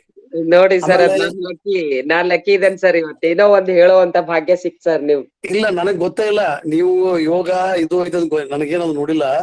ಸುಧಾ ಹುಲ್ಗೂರ್ ಅವ್ರಿಗೆ ಕಾರ್ಯಕ್ರಮ ನಿರ್ವಹಣೆ ಮಾಡ್ರಿ, ಇವ್ರಿಗೆ ಇದನ್ ಮಾಡ್ರಿ ಕಾರ್ಯಕ್ರಮ. ಅವ್ರು ಇವ್ರು ಅಂದ್ರೆ ನಾವ್ ಬಿಟ್ಟು ಕೆಲಸ ಮುಂದ್ ಸುಜಾತ ಪಾಟೀಲ್ ದಾನಮ್ಮ ಕೆಲಸ ಅಂತ ತಿಳ್ಕೊಂಡ ಬಿಟ್ಬಿಡ್ತೀವಿ. ಆದ್ರೆ ಇವತ್ತು ಎಷ್ಟು ಪೂರಕವಾಗಿತ್ತಂದ್ರ ಇವತ್ತು ಅವರು ಹೇಳೋದಕ್ಕ ಮತ್ತ ಅದನ್ನ ಮತ್ತೆ ಸಮಾರೋಪದೊಳಗ ಅಥವಾ ತಮ್ಮ ಸ್ಪೀಚ್ ಒಳಗೆ ಹಿಡಿದಕ್ಕ ಬಹಳ ನಿಜಕ್ಕೂ ಅಗತ್ಯ. ಅದ್ರ ಶರಣರು ತಮ್ಮದೇ ಆದಂತ ದಾರಿಯನ್ನು ಕಂಡುಕೊಂಡ್ರು. ನೀವ್ ಹೇಳಿದ್ರೆ ನಂಗೆ ಬಹಳ ಒಂದು ಮಾತು ಹೇಳಿದ್ರು, ಶರಣರು ಬಸವಾದಿ ಪ್ರಮತ್ತರು, ಬಸವಣ್ಣ ಶರಣರು ಈ ಯೋಗ ಮಾರ್ಗವನ್ನು ತಮ್ಮದೇ ಆದಂತ ಯೋಗ ಮಾರ್ಗವನ್ನು ಕಂಡುಕೊಂಡ್ರು. ಯಾರನ್ನ ಅನುಸರಿಸಲಿಲ್ಲ, ಅದಕ್ಕೆ ಯಾವುದೇ ಒಂದು ಜಾತಿ ಪಂಥ ಧರ್ಮದ ಗೋಡೆಗಳನ್ನು ಕಟ್ಕೊಳ್ಳಿಲ್ಲ. ತಮ್ಮ ಒಂದು ಹೇಳಿರಲ್ಲ, ಕಾಯಕ ಯೋಗ ಅಂತಕ್ಕಂಥದ್ದು, ಶ್ರಮಯೋಗ ಅಂತಕ್ಕಂಥದ್ದು, ಬೆವರಿನ ಯೋಗ, ಅದ್ರೊಳಗ ಎಲ್ಲವನ್ನೂ ತೋರಿಸ್ಕೊಟ್ರಿ ನೀವು. ಅಂದ್ರೆ ಶರಣರು ಕಾಯಕಕ್ಕೆ ಯಾಕೆ, ಅದು ಇನ್ನೂ ಒಂದು ಬಹಳ ಚಂದ ಅಂದ್ರೆ ಕಾಯವೇ ಕೈಲಾಸ ಅಂತ ಹೇಳಿದ್ರು. ಯಾಕೆ ಹೇಳೋಣ ಬಸವಣ್ಣ ನನಗೆ ಇನ್ನೂ ಗೊತ್ತಿರ್ಲಿಲ್ಲ. ಕಾಯವೇ ಕೈಲಾಸ, ಶರೀರ ಕೈಲಾಸ. ಯಾಕೆ ಶರೀರವನ್ನು ಚೆನ್ನಾಗಿ ಇಟ್ಕೋರಿ, ಅದೇ ಕೈಲಾಸ ಅಂತಕ್ಕಂಥದ್ದನ್ನ ನಿಮ್ಮ ಮಾತಿನಿಂದ ಇವತ್ತು ನನಗ ಅದು ಇನ್ನೂ ಹೆಚ್ಚು ಸ್ಪಷ್ಟವಾಯಿತು. ಬಸವಣ್ಣವ್ರು ಹೇಳಿದ್ದು ಕಾಯವೇ ಕೈಲಾಸ. ಅದನ್ನ ಅಲ್ಲಮ ಪ್ರಭುಗಳು ತನುವ ತೋಂಟವ ಮಾಡಿ ಮನವ ಗುದ್ದಲಿ ಮಾಡಿ ಅಂತಂದ್ರ, ನಿಜಗಳು ಶಿವಗಳು ಕಾಯ ಕಾಂತಾರದೊಳು ಹೊಕ್ಕು ಅಂತಂತಾರ. ಈ ಶರೀರದ ಸುತ್ತಮುತ್ತಲು ಇರತಕ್ಕಂಥದ್ದು ಮತ್ತ ನಮ್ಮ ಚಾಮರಸ ಕಾಯದೊಳಗುರು ಲಿಂಗ ಜಂಗಮದ ಆಯತವಾರಿ ಎಲ್ಕೆ ಅಂತ ಅನ್ನೋದಾಗ್ಲಿ, ಕಾಯ್ದ ಸುತ್ತಮುತ್ತಲು ನೋಡ್ತಕ್ಕಂಥ ವಿಚಾರವನ್ನ ತಮ್ಮದು ಇವತ್ತು ನೋಡಿದಾಗ ನನ್ನ ಒಳಗೆ ಇನ್ನೂ ಹೆಚ್ಚಿನ ಎವಿಡೆನ್ಸ್ ಅಂತಾರೆ, ಎವಿಡೆನ್ಸ್ ಬೇಸ್ಡ್ ಟ್ರಸ್ಟ್ ಅಂತಾರೆ, ಫೇತ್ ಅಂತ, ಹಂಗ ಅನುಭವ ಆಯ್ತು. ಮೇಡಮ್ ಮತ್ತೆ ತಾವು ನಮ್ಮ ಅಕ್ಕನ ಅರಿವಿನ ಒಂದು ಹಿರಿಯ ಮಾರ್ಗದರ್ಶಕರಾಗಿ, ಹಿರಿಯ ಅಕ್ಕನಾಗಿ, ಆಮೇಲೆ ನಮ್ಮೆಲ್ಲರಿಗೂ ಮಾಡ್ರಿ ಇದೊಂದು ಒಳ್ಳೆಯ ಕಾರ್ಯ. ಯಾಕಂದ್ರೆ ಇದು ಬಹಳ ದೊಡ್ಡ ಜವಾಬ್ದಾರಿ ಐತಿ, ನಮ್ಮೆಲ್ಲರ ಮೇಲೆ ದೊಡ್ಡ ಜವಾಬ್ದಾರಿ ಐತಿ. ಶರಣರ ವಿಚಾರಗಳನ್ನ ಮನಸ್ಸಿಗೆ ಮುಟ್ಟಿಸ್ತಕ್ಕಂಥ ಕೆಲಸ ನಾವು ಮಾಡ್ಲಿಲ್ಲ ಅಂದ್ರ ನಾವು ಆರೋಪಿಗಳಾಕಿವಿ. ಯಾಕಂದ್ರೆ ತಮ್ಮ ಸಾವನ್ನೂ ಲೆಕ್ಕಿಸದೆ ಬೆಂಕಿಯ ಕಿಚ್ಚಿನೊಳ ಕೈ ಹಾಕಿ ವಚನಗಳು ಉಳಿಸಿದ್ರು. ಲಕ್ಷಾಂತರ ವಚನಗಳನ್ನು ಸುಟ್ಟಂತ ಸಂದರ್ಭದೊಳಗೆ ಇಳಿದದ್ದು ನಮ್ಗೆ 15,000 ವಚನಗಳು, ಬಸವಾದಿ ಪ್ರಮುಖರ ವಚನಗಳು. ಆ 15,000 ವಚನದಾಗ ಒಂದು 10-20 ವಚನ ಬಿಟ್ಟರೆ ನಮಗೆ ಮುಂದಿನ ವಚನಕಾರರು, ಅಜ್ಞಾತ ವಚನಕಾರರು ಗೊತ್ತಾಗುದಿಲ್ಲ, ನಿರ್ಲಕ್ಷಿತ ವಚನಕಾರರು ಗೊತ್ತಾಗುದಿಲ್ಲ. ಹಿಂಗಾಗಿ ಅವರು ಅಲ್ಲೇ ಧಾರವಾಡಗೆ ಹುಡುಗರು ಅವರು ಇರ್ತಾರ, ನೀವ್ ಇರ್ತೀರಿ, ಸುಧಾ ಕಪೂರ್, ಎಲ್ಲರೂ ಒಂದು ಆರ್ಗನೈಸೇಷನ್ ಮಾಡ್ಕೊಂಡು ನಮ್ಮ ಅಂಜಲಿನಾ ಗ್ರೆಗರಿ ಒಂದು ಇದರ ಶರಣ ಸಾಹಿತ್ಯ ಮತ್ತು ಯೋಗದ ಮಾಡಿದ್ರೆ ಸಾಕಷ್ಟು ಜನ ಬರ್ತಾರೆ. ಈಗಾಗಲೇ ಮೇಡಮ್ ಅವರು ಟ್ಯೂಷನ್ ತಗೊಂತಾರೆ, ಕ್ಲಾಸಸ್ ತಗೊಂತಾರ. ಬಂದಂತ ಆದಾಯವನ್ನ ಎಷ್ಟು ಬಂದ್ರು ಕೂಡ ಅದನ್ನ ಸಮಾಜಕ್ಕೆ ಹಾಕ್ತಾರೆ. ಅದೊಂದು ವಿಚಿತ್ರ. ಅವರು ನಾಟ್ ಫಾರ್ ಅ ಮನಿ, ಅದೊಂದು ಸೇವೆ, but it should not be free. ಅವ್ರಿಗೂ ಸ್ವಲ್ಪ ಫ್ರೀ ಅಂದ್ರೆ ಏನಾಗೈತಿ, ಯಾರಿಗೂ ಬೆಲೆ ಇರಂಗಿಲ್ಲ. ಅದಕ್ಕೊಂದ್ ಸ್ವಲ್ಪ ಕಾಸ್ಟ್ ಇಟ್ಟು ಬಂದಂತ ಕಾಸ್ಟ್ ಅನ್ನು ಸಮಾಜಕ್ಕೆ ಹುಡುಗರಿಗೆ ಮಾಡ್ತಾರೆ. ಅದಕ್ಕೆ ನಾನು ಅವ್ರಿಗೆ ಈ ಮೂಲಕ ಹೇಳ್ತೀನಿ, ಅದನ್ನ ಬಸವಾದಿ ಶರಣರ ಚಿಂತನೆ ವೇದಿಕೆಗೆ ಜಯಶ್ರೀ ಮೇಡಮ್ ಇಟ್ರ, ನಮ್ ಗೋರೆಬಾಳ್ ಮೇಡಮ್ ಇದ್ದಾರ, ಸಾಕಷ್ಟು ತಂಡ ತಯಾರಾಗಿದೆ ಧಾರವಾಡದಾಗ. ಧಾರವಾಡ ಕರ್ನಾಟಕವನ್ನು ಏಕೀಕರಣಗೊಳಿಸಿದ್ದು, ಧಾರವಾಡ ಬಸವನಾಡ್ರ ಊರು, ಧಾರವಾಡ ಬೇಂದ್ರೆ ಊರು. ಧಾರವಾಡ ಬಹಳ ದೊಡ್ಡ ಕವಿಗಳ ಒಂದು ಕಲ್ಲು ಹೋಗಿದ್ರೆ ಅದು ಕವಿಗಳಿಗೆ ಬರ್ತೈತಿ, ಎಲ್ಲರೂ ಹುಚ್ಚುಗಳಿಗೆ ಬರ್ತೈತಿ. ಅಂದ್ರೆ ಹುಚ್ಚರ ಸಂಖ್ಯೆ ಎಷ್ಟೈತಿ ಅಷ್ಟು ಕವಿಗಳ ಸಂಖ್ಯೆ ಐತಿ ಅಂತ. ಹಿಂಗಾಗಿ ಧಾರವಾಡ ಬಹಳ ಸಾಂಸ್ಕೃತಿಕ ನಗರಿ, ಒಂದು ಕ್ಯಾಪಿಟಲ್. ನಮ್ಮ ಸೌಭಾಗ್ಯ ಕರೆನ Jayashree madam, I am very happy, hats off to your efforts. ಬಹಳ ಚೆನ್ನಾಗಿ ಹೇಳಿದ್ರಿ. ನನಗೆ ಇವತ್ತು ಮೊನ್ನೆ ಈ 2 ಉಪನ್ಯಾಸ ಕೇಳಿದ್ರೆ, ಇವತ್ತಿನ ಉಪನ್ಯಾಸ it is exclusively good, no words to express. Thank you. ಇದನ್ನ ದಯವಿಟ್ಟು ಒಂದು ಲೇಖನ ಮಾಡಿ, ಸಣ್ಣ ಪುಸ್ತಕ ಮಾಡಿ ನಾವು ಖಂಡಿತ ಪ್ರಕಟಿಸ್ತೀವಿ. ನಿಮ್ಗೆ ಮತ್ತೆ ಅದೇ ಎಲ್ಲರಿಗೂ ಮುಟ್ಲಿದು ವಚನಗಳು ಮತ್ತು ಯೋಗ. ವಚನಗಳಲ್ಲಿ ಯೋಗ ಇದನ್ನೇ ತಗೊಳ್ಳಿ, ಶರಣರು ಕಂಡ ಯೋಗ, ಶಿವಯೋಗ ಅಂದ್ರೆ ಏನು, ಅಂಗಾಂಗ ಲಿಂಗ, ಪ್ರಾಣಲಿಂಗ ಮಾಡಿದ್ರೆ ಅನುಕೂಲ ಆಗುತ್ತೆ. ಮುಂದಿನ ಕಾರ್ಯಕ್ರಮ ಸಂವಾದದೊಳಗೆ ಎಷ್ಟು ಜನ, ಕೆಲವೊಂದು ಜನ ಕೈಯನ್ನ ಎತ್ತಿದ್ದಾರೆ, ಸಂವಾದವನ್ನ ನಡೆಸಿಕೊಡ್ಲಿ ಅಂತ ಕೇಳ್ಕೊಂಡು ನನ್ನ ಮಾತಿಗೆ ವಿರಾಮ ಹೇಳ್ತೇನೆ. ಶರಣ. ಧನ್ಯವಾದಗಳು sir. Thank you sir. Madam Savita ಅಂತ ಇದಾರೆ ನೋಡ್ರಿ, ಸವಿತಾ ಅಂತ ಯಾರಿದ್ದಾರೆ, ಅವರು ತಮ್ಮ ಪ್ರಶ್ನೆ ಕೇಳ್ಬೋದು. ಹಲೋ, ಶರಣಾರ್ಥಿ. ತುಂಬಾ ಚೆನ್ನಾಗಿ ಹೇಳಿದ್ರಿ ಜಯಶ್ರೀ ಅಕ್ಕ ಅವ್ರೆ. ನಂದು ಒಂದು ಪ್ರಶ್ನೆ, ಇದು ರಾಜಯೋಗ ಮತ್ತು ಲಿಂಗಾಂಗ ಯೋಗಕ್ಕೆ ಏನ್ ವ್ಯತ್ಯಾಸ ಅಂತ. ಆಮೇಲೆ ಇನ್ನೊಂದು, ಶರಣರು ಏನ್ ಹೇಳಿದಾರೆ, ಕಾಯಕವೇ ಕೈಲಾಸ ಅಂದಿದಾರೋ ಏನ್ ಕಾಯವೇ ಕೈಲಾಸ ಅಂತ ಅಂದಿದಾರೋ ಅಂತ 2 ಪ್ರಶ್ನೆ. Yes madam. ಮೊದ್ಲಿಗೆ ಕಾಯವೇ ಕೈಲಾಸ, ಕಾಯಕವೇ ಕೈಲಾಸ ಅವೆರಡನ್ನ ಬಗೆಹರಿಸೋಣ. ಕಾಯಕವೇ ಕೈಲಾಸ ಅಂದಿದ್ದು ಆಯ್ದಕ್ಕಿ, ಲಕ್ಕಮ್ಮ ಮತ್ತು ಮಾರಯ್ಯ. ಅವ್ರು ಏನ್ ಹೇಳ್ತಾರೆ, ಕಾಯಕವೇ ಕೈಲಾಸ, ಕಾಯದ ಮೂಲಕ ಅಂದ್ರೆ ಏನು, ನನ್ನ ಕೆಲಸದ ಮೂಲಕ, ಶ್ರಮ ಜೀವನದ ಮೂಲಕ ನಾನು ಸಂಪಾದನೆ ಮಾಡಬೇಕು, ತನ್ಮೂಲಕ ದಾಸೋಹವನ್ನ ಮಾಡಬೇಕು, ಅದು ಕಾಯಕವೇ ಕೈಲಾಸ. ಬಸವಣ್ಣನವರು ಕಾಯಕವೇ ಕೈಲಾಸ ಅಂತ ಹೇಳಿಲ್ರಿ, ಬಹಳ ಕಡೆ ಅದೇ ತಪ್ಪು. ಏನು, ಬಸವಣ್ಣನ ಮೂರ್ತಿ ಇಡ್ತಾರ, ಅದ್ರ ಕೆಳಗ್ ಕಾಯಕವೇ ಕೈಲಾಸ, ಅದು ಹೇಳಿದ್ದು ಲಕ್ಕಮ್ಮ ಮತ್ತು ಆಯ್ದಕ್ಕಿ ಮಾರಯ್ಯ. ಬಸವೇಶ್ವರರದು ಕಾಯವೇ ಕೈಲಾಸ, ಬಸವೇಶ್ವರರದು ಕಾಯವೇ ಕೈಲಾಸ. ದೇಹವನ್ನ ನೀನು, ನಿನ್ನ ಶರೀರವನ್ನ ಪೋಷಿಸಿದ್ದೇ ಆದರೆ ತನ್ಮೂಲಕ ನೀನು ಆಧ್ಯಾತ್ಮಿಕ ಮಾರ್ಗದಲ್ಲಿ ಸಾಗ್ಬೋದು, ಅಂಗ ಲಿಂಗನಾಗ್ಬೋದು ಅಂತ ಹೇಳಿದ್ದು ಬಸವಾದಿ ಶರಣರು. ಆಮೇಲೆ ಇದು ಮೊದಲನೇ ಪ್ರಶ್ನೆ ಕ್ಲಾರಿಟಿ ಆಯ್ತು. ಕಾಯವೇ ಕೈಲಾಸ ಅಂತ ಹೇಳಿದ್ದು ಶ್ರೀ ಬಸವೇಶ್ವರರು ಅಂತ. ಆಮೇಲೆ ಇನ್ನೊಂದು ಕ್ವಶನ್ ಏನ್ ಕೇಳಿದ್ರಿ, ರಾಜಯೋಗ, ಶರಣರು ರಾಜಯೋಗ ಮತ್ತದು ಏನು ಅಂತ ಕೇಳಿದ್ರಿ. ಅಲ್ಲ, ರಾಜಯೋಗ ಮತ್ತು ಲಿಂಗಾಂಗ ಯೋಗ ಅಂದ್ರೆ ಶಿವಯೋಗ ಅಂತ ಶಿವಯೋಗ, ಲಿಂಗಾಂಗ ಯೋಗ. ಅದೇ ಸೇಮ್. ರಾಜಯೋಗ ಅಂತಂದ್ರೆ ಏನ್ ಗೊತ್ತೇನ್ರಿ, ಅಲ್ಲಿ ಒತ್ತಡ ರಹಿತ ಯೋಗ ಇರತ್ತೆ, ನೀವು ಅದನ್ನ ತಿಳ್ಕೋಬೇಕು. ರಾಜಯೋಗ ಮತ್ತು ಹಠಯೋಗ. ಹಠಯೋಗ ಅಂತಂದ್ರೆ ಮೂರಕ್ಕ ಏಳುದು ಏನು ಜಲಯೋಗ ಅಂತ ಸಾಕಷ್ಟು ಬರ್ತಾವ, ಏನೇನೋ ಒಂದೊಂದು ಭಯಂಕರವಾದ ಆಸನಗಳನ್ನ ಮಾಡೋದು. ಮತ್ತ ಅವರ ಜೀವನ ಶೈಲಿನೂ ಬಹಳ ವಿಭಿನ್ನವಾಗಿರುತ್ತೆ, ಕ್ರೂರವಾಗಿರತ್ರಿ. ಅದು ಅಷ್ಟ ಅದು ಹಠಯೋಗ ಅಂತ ಹೇಳ್ತಾರೆ. ಆದ್ರೆ ಎಲ್ಲರಿಗೂ ಅನುಕೂಲವಾಗು ನಮ್ಗೆ ಯೋಗ ಅಂದ್ರೇನು? ರಾಜಯೋಗ ಎಲ್ರಿಗೂ ಅನುಕೂಲ ಆಗಿರ್ಬೇಕು. ಅಂದ್ರೇನು? ನಿಮ್ಮ ದೇಹಕ್ಕೆ ಯಾವ್ದ್ ಸೂಟ್ ಆಗುತ್ತೋ ಅವು ಆಸನಗಳನ್ನ ಮಾಡ್ಬೇಕು. ಇದೇ ಆಸನ ಮಾಡ್ಬೇಕಂತೇನಿಲ್ಲ. ನೀವು ಕೆಲವೊಬ್ರು ಪಾಪ ತೊಂದ್ರೆ ಇರತ್ ಮತ್ತ ಅವ್ರು ಯೋಗ ಮಾಡ್ಲಿಕ್ಕೆ ಅನರ್ಹರೇನ್ರಿ? ಹಾಗಲ್ಲ. ಶರಣರನಾಗ ಏನ್ ಹೇಳ್ತಾರೆ? ಎಲ್ರುನು ಲಿಂಗದ ಮೂಲಕ ಎಲ್ಲಾರುನು ಸಮರಸವನ್ನ, ಇಷ್ಟಲಿಂಗವನ್ನ ಎಲ್ರಿಗೂ ಕೊಡುವುದರ ಮೂಲಕ ಸಮರಸವನ್ನ ಸಾಧಿಸಿದ್ರು, ಅಭೇದವನ್ನ ಸಾಧಿಸಿದ್ರು ಅಂತ ನಾವ್ ಹೇಳಿದ್ವಿ. ಅದೇ ತರ ಈ ರಾಜಯೋಗ ಅಂತಂದ್ರೆ ಯಾರು ಬೇಕಾದವರು ಮಾಡ್ಬೋದು. ನೀವು ಕುರ್ಚಿ ಮೇಲೆ ಕೂತು ಮಾಡ್ಬೋದು, ಕಾಟ್ ಮೇಲೆ ಕೂತು ನೀವು ಆಸನವನ್ನ ನಿಮ್ಮ ದೇಹಕ್ಕೆ ಅನುಗುಣವಾಗಿ, ನಿಮ್ಮ ಆರೋಗ್ಯಕ್ಕೆ ಅನುಗುಣವಾಗಿ ಮಾಡುವುದು. ಶರಣರು ರಾಜಯೋಗ ಮತ್ತು ಶಿವಯೋಗ ಅಂತಂದಾಗ ಇಲ್ಲಿ ನಾವ್ ಹೇಳಿದ್ವಿ ದೃಷ್ಟಿಯೋಗ ಅಂತ ಹೇಳ್ತೀವ್ರಿ. ನಾವು ಇಷ್ಟಲಿಂಗ ಪೂಜೆ ಮಾಡೋದು ಏನೈತ್ರಿ? ಅದ್ರ ಹಿಂದೆ ನಾವೇನ್ ಮಾಡ್ತೀವಿ? ದೃಷ್ಟಿಯೋಗ ಅಂದ್ರೇನು? ಲಿಂಗವನ್ನ ದೃಷ್ಟಿಸುವುದರ ಮೂಲಕ ನಾವೇನ್ ಮಾಡ್ತೀವಿ? ಒಂದು ಏಕಾಗ್ರತೆಯನ್ನ ಸಾಧಿಸ್ತೀವಿ. ಮತ್ತೆ ರಾಜಯೋಗದ ಮುಖ್ಯ ಉದ್ದೇಶ ಏನು? ನಿನ್ನ ಮನಸ್ಸನ್ನ, ಅಂದ್ರೆ ಚಂಚಲವಾದ ಮನಸ್ಸನ್ನ ಏಕಾಗ್ರತೆಗೆ, ವ್ಯಕ್ತಿತ್ವ ವಿಕಸನ ಆದಾಗ ನೀ ಏನಾದ್ರೂ ಸಾಧಿಸ್ಬೋದು ಅಂತ. ಅದೇ ರೀತಿ ಶಿವಯೋಗನೂ ಅದೇ ಬರುತ್ತೆ. ಶಿವಯೋಗದಲ್ಲಿನೂ ಅದೇನೆ ನಮ್ದು ಅದು ಮುಖ್ಯ ಅಂಡ್ ಇಂಪಾರ್ಟೆಂಟ್ ಪಾರ್ಟ್ ಅಂತಂದಾಗ ಶಿವಯೋಗದಲ್ಲಿ ಅದೇ ವ್ಯಕ್ತಿತ್ವ ವಿಕಸನ. ಮನಸ್ಸನ್ನ ಅಂದ್ರೆ ಚಂಚಲವಾದ ಮನಸ್ಸನ್ನ, ಅದಕ್ಕೆ ಅವರು ಮರ್ಕಟ ಹೋಲ್ಸಿದ್ದಾರೆ. ಮನಸ್ಸನ್ನ ಎದಕ್ಕ ಮರ್ಕಟಕ್ ಈ ಒಂದ್ ಗಿಡದಿಂದ ಒಂದ್ ಗಿಡಕ್ಕೆ ಹೆಂಗ ಮಂಗ ಹಾರತ್ತಲ್ಲ, ಹಂಗ ನನ್ ಮನಸ್ಸು ಒಂದ್ ಕ್ಷಣ ಇರಂಗಿಲ್ರಿ. ನೀವು ನೋಡ್ರಿ, ಕಣ್ಣು ಮುಚ್ಕೊಂಡ್ ಕೂತ್ಕೋರಿ, ಧ್ಯಾನ ಮಾಡಾಕ ಸಾಧ್ಯವೇ ಆಗಲ್ಲ. ಅವಾಗ ಏನಾಗತ್ತ? ಧ್ಯಾನ ಈಸ್ ಇಂಪಾಸಿಬಲ್. ಅಂದ್ರೆ ಆಧ್ಯಾತ್ಮಿಕ ಸಾಧನೆ ನಿಲ್ಲಂತ ಹೇಳ್ಬಿಡ್ತೀವಿ.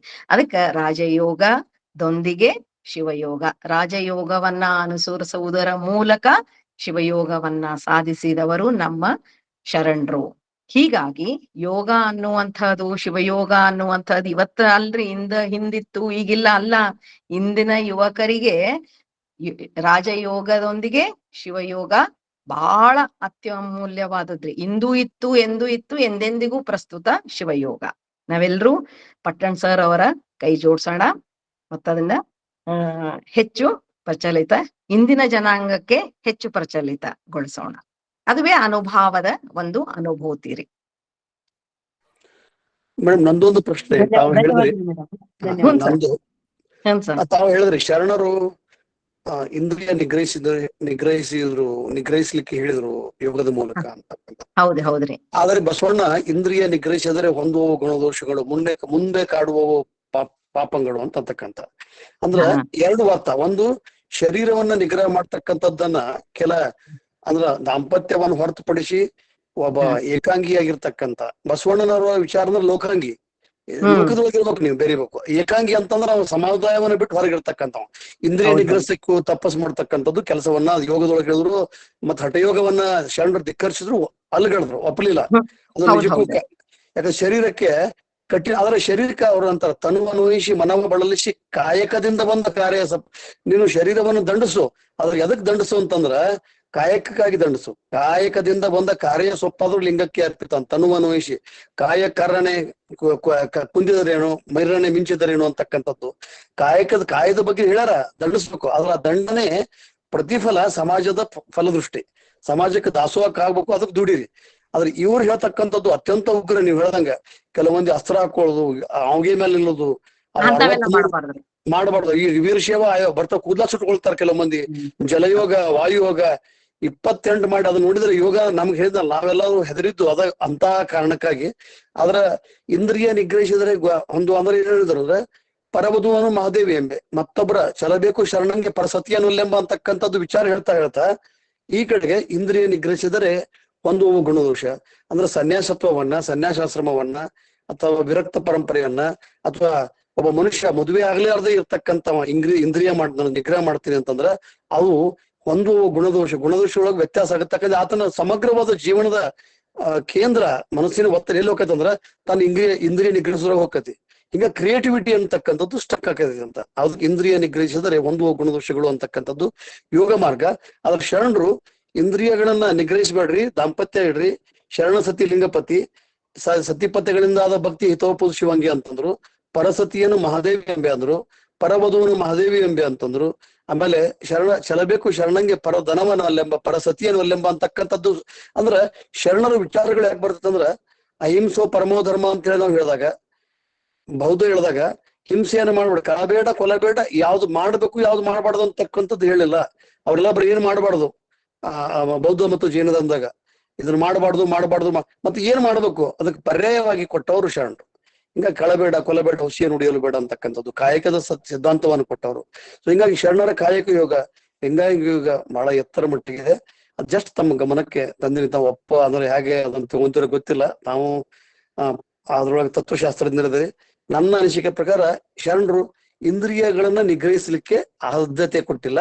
ಆದ್ರ ಮನೋನಿಗ್ರಹ ಅಂತಂದ್ರ ಇಂದ್ರಿಯ ಗಂಡ ಹೆಂಡತಿಯ ಜೊತೆಗೆ ಸಂಬಂಧ ಇರಲಿ, ಅದರ ಮನೋನಿಗ್ರಹ ಇರಬೇಕು, ನಿಮ್ಮೊಳಗೆ ಇಚ್ಛಾಶಕ್ತಿ ಹೆಚ್ಚಿರ್ಬೇಕು ಅಂತಕ್ಕಂಥದ್ದನ್ನು ಹೇಳ್ಯಾರ ಅಂತ ನನ್ನ ವ್ಯಕ್ತಿಗತ ಅಭಿಮತ. It is left you. ಅದೇ ಸರ್, ಅಂದ್ರೆ ಏನು ಆಸೆ ಇರ್ಬೇಕು, ಆದ್ರೆ ಅತಿ ಆಸೆ ಇರಬಾರ್ದು. ಅತಿ ಆಸೆಯನ್ನ ನಿಗ್ರಹಿಸುವುದು. ಬುದ್ಧನೂ ಅದೇ ಹೇಳ್ತಾರಲ್ರಿ, ಬುದ್ಧನೂ ಅದೇ ಹೇಳ್ತಾರ. ಆಸೆ ಬೇಕು, ಆಸೆ ಇರ್ಲಿಲ್ಲ ಅಂದ್ರೆ ನಿರೀಶ್ವರವಾದಿ ಆಗ್ಬಿಡ್ತೀವಿ. ಆಸೆ ಬೇಕು, ಆದ್ರೆ ಅತಿ ಆಸೆ, ಅತಿಯಾದ ಗ್ರೀಡಿನೆಸ್ ಏನಂತ ಹೇಳ್ತೀವಲ್ಲ, ಅದನ್ನ ಶರಣರು ಒಪ್ಪಂಗಿಲ್ರಿ. ಅವ್ರ ಒಟ್ಟ ಆಸೆ ನಾವು ಅನುಭವಿಸೋಣ, ಆದ್ರೆ ಅತಿ ಆಸೆ, ಅತಿ ಆಸೆಯನ್ನ ನಾವು ಇಂದ್ರಿಯ ನಿಗ್ರಹದ ಮೂಲಕ ನಿಗ್ರಹಿಸಬಹುದು ಅನ್ನುವಂತ ನನ್ನ ವಿಚಾರ ಸರ್. ಥ್ಯಾಂಕ್ ಯು ತಮ್ಮ ಸಲಹೆ ಸೂಚನೆಗೆ. ಈಗ ನೆಕ್ಸ್ಟ್ MB ಬಿರಾದರ್ ಮುಂಬೈದಂತವ್ರು ಈ ತತ್ವ ಯೋಗ ವಿಜ್ಞಾನಕ್ಕೆ ತಮ್ಮ ಪ್ರಶ್ನೆ ಕೇಳ್ಬೋದು. ಎಲ್ಲರಿಗೂ ಶರಣಾರ್ಥಿ. ಜಯಶ್ರೀ ಅಕ್ಕ ಅವರು ತುಂಬಾ ಒಳ್ಳೆ ಯೋಗದ ಬಗ್ಗೆ ಮತ್ತು ನಮ್ಮ ವಚನ ಸಾಹಿತ್ಯನ ಜೋಡಿಸಿ ಏನ್ ಹೇಳಿದಾರಲ್ಲ, ಬಹಳಷ್ಟು ಹಿಡಿಸ್ ನಮ್ಗ. ಪಟ್ಟಣ ಶರೀರ ವರ್ಣಿಸಿದ್ದು ನನ್ಗೆ ವರ್ಣಿಸ್ಲಾಕೋದು ಆಗೋಲ್ಲ, ಯಾಕಂದ್ರೆ ಅಷ್ಟೊಂದು ಪ್ರವೀಣತೆ ಇಲ್ಲ ಅಲ್ಲಿ. ಇರ್ಲಿ, ನಾನು ಒಂದೇ ನಿಮ್ಗೆ ಪ್ರಶ್ನೆ ಕೇಳೋದಂದ್ರೆ, ಪ್ರತ್ಯಾಹಾರ ಅಂತ ಈ ಅಷ್ಟಾಂಗ ಯೋಗದಲ್ಲಿ ಪ್ರತ್ಯಾಹಾರ ಅಂತ ಯೂಸ್ ಮಾಡಿದ್ರಿ, ಅದ್ರ ಬಗ್ಗೆ ಸ್ವಲ್ಪ ಹೆಚ್ಚು ಮಾಹಿತಿ ಕೊಡ್ರಿ. ಪ್ರತ್ಯಾಹಾರ ಅಂದ್ರೆ ಆರ್ ಅಂದ್ರೆ ಏನು, ಅದು ಎದಕ್ಕೆ ಅನುಗುಣವಾಗಿದೆ ಅಷ್ಟು. ಅಂದ್ರೆ ಪತಂಜಲಿ ಮಹರ್ಷಿಗಳು ಆ 8 ಅಂಗಗಳು ಅಂತ ನಾ ಏನ್ ಹೇಳಿದ್ನಲ್ಲ, ಪ್ರತ್ಯಾಹಾರ ಅನ್ನೋದೇ ಇಂದ್ರಿಯ ನಿಗ್ರಹ ಸರ್. ಯಮ, ನಿಯಮ, ಆಸನ, ಪ್ರಾಣಾಯಾಮ, ಪ್ರತ್ಯಾಹಾರ, ಧಾರಣ, ಧ್ಯಾನ, ಸಮಾಧಿ. ಅಂದ್ರೇನು? ಯಮ, ನಿಯಮ, ಆಸನ, ಪ್ರಾಣಾಯಾಮ ಇವು 4 ಅಂದ್ರೆ 8 ಅಂಗಗಳಲ್ಲಿ ಮೊದಲಿನ 4 ಅಂಗಗಳ ಮೂಲಕ ನೀ ಏನ್ ಮಾಡ್ಬೋದು? ಮಾನಸಿಕ ದೈಹಿಕ ಸ್ಥಿರತೆಯನ್ನ ಕಾಯ್ಕೋಬಹುದು. ಅಂದ್ರೇನು? First 4 steps are for physical fitness, ಭೌತಿಕವಾಗಿ ನೀನು ಸದೃಢವಾಗಿರಕ್ಕ. ನಂತರದ ಹಂತಗಳು ಏನು? ಯಮ, ನಿಯಮ, ಆಸನ, ಪ್ರಾಣಾಯಾಮ ಅಂತಂದ್ವಲ್ಲ, ಪ್ರತ್ಯಾಹಾರ, ಧಾರಣ. ಪ್ರತ್ಯಾಹಾರ ನೀವು ಕೇಳಿದ್ರಲ್ಲ, ಪ್ರತ್ಯಾಹಾರ ಅನ್ನೋದೇ ಇಂದ್ರಿಯ ನಿಗ್ರಹ. ಇಂದ್ರಿಯ ನಿಗ್ರಹ ಅಂದ್ರ ಒಂದಕ್ಕೊಂದು ಕನೆಕ್ಟಿವಿಟಿ ಇದೆ ಸರ್. ಅದ ಪ್ರತ್ಯಾಹಾರ, ಆಮೇಲೆ ಧಾರಣ, ಧ್ಯಾನ, ಸಮಾಧಿ ಅವೆಲ್ಲ ಏನು? ಮಾನಸಿಕ ಉನ್ನತಿ ಎಡೆಗೆ ಸಾಗುವಲ್ಲಿ ಒಂದು ಸಲಕರಣೆಗಳು ಅಂತ ಹೇಳ್ಬೋದು. ಅಂದ್ರೇನು? ನಾನು ಏಕಾಗ್ರತೆಯನ್ನ ಸಾಧಿಸ್ಬೇಕು ಅಂತಂದಾಗ ಪ್ರತ್ಯಾಹಾರ ಬೇಕೇ ಬೇಕು. ಪ್ರತ್ಯಾಹಾರ ಇರ್ಲಿಲ್ಲ ಅಂದ್ರೆ ಇಂದ್ರಿಯ ನಿಗ್ರಹ ಅಂದ್ರೆ ಇಂದ್ರಿಯ ನಿಗ್ರಹದ ಮೂಲಕ ನಾನು ಧಾರಣವನ್ನ ಅಂದ್ರೆ ಒಂದು ವಸ್ತುವಿನ ಮೇಲೆ ಏಕಾಗ್ರತೆಯನ್ನ ಸಾಧಿಸಬಹುದು. ಈಗ ನಾನು ಮಾಡುವ ಕಾಯಕದ ಮೇಲೆ ಧಾರಣ ಬೇಕು, ಏಕಾಗ್ರತೆ ಬೇಕು ಅಂದ್ರೆ ನಾ ಏನ್ ಮಾಡ್ಬೇಕ್ರಿ? ನನ್ ಚಂಚಲವಾದ ಮನಸ್ಸನ್ನ ನಿಗ್ರಹಿಸ್ಬೇಕಾಗ್ತತಿ.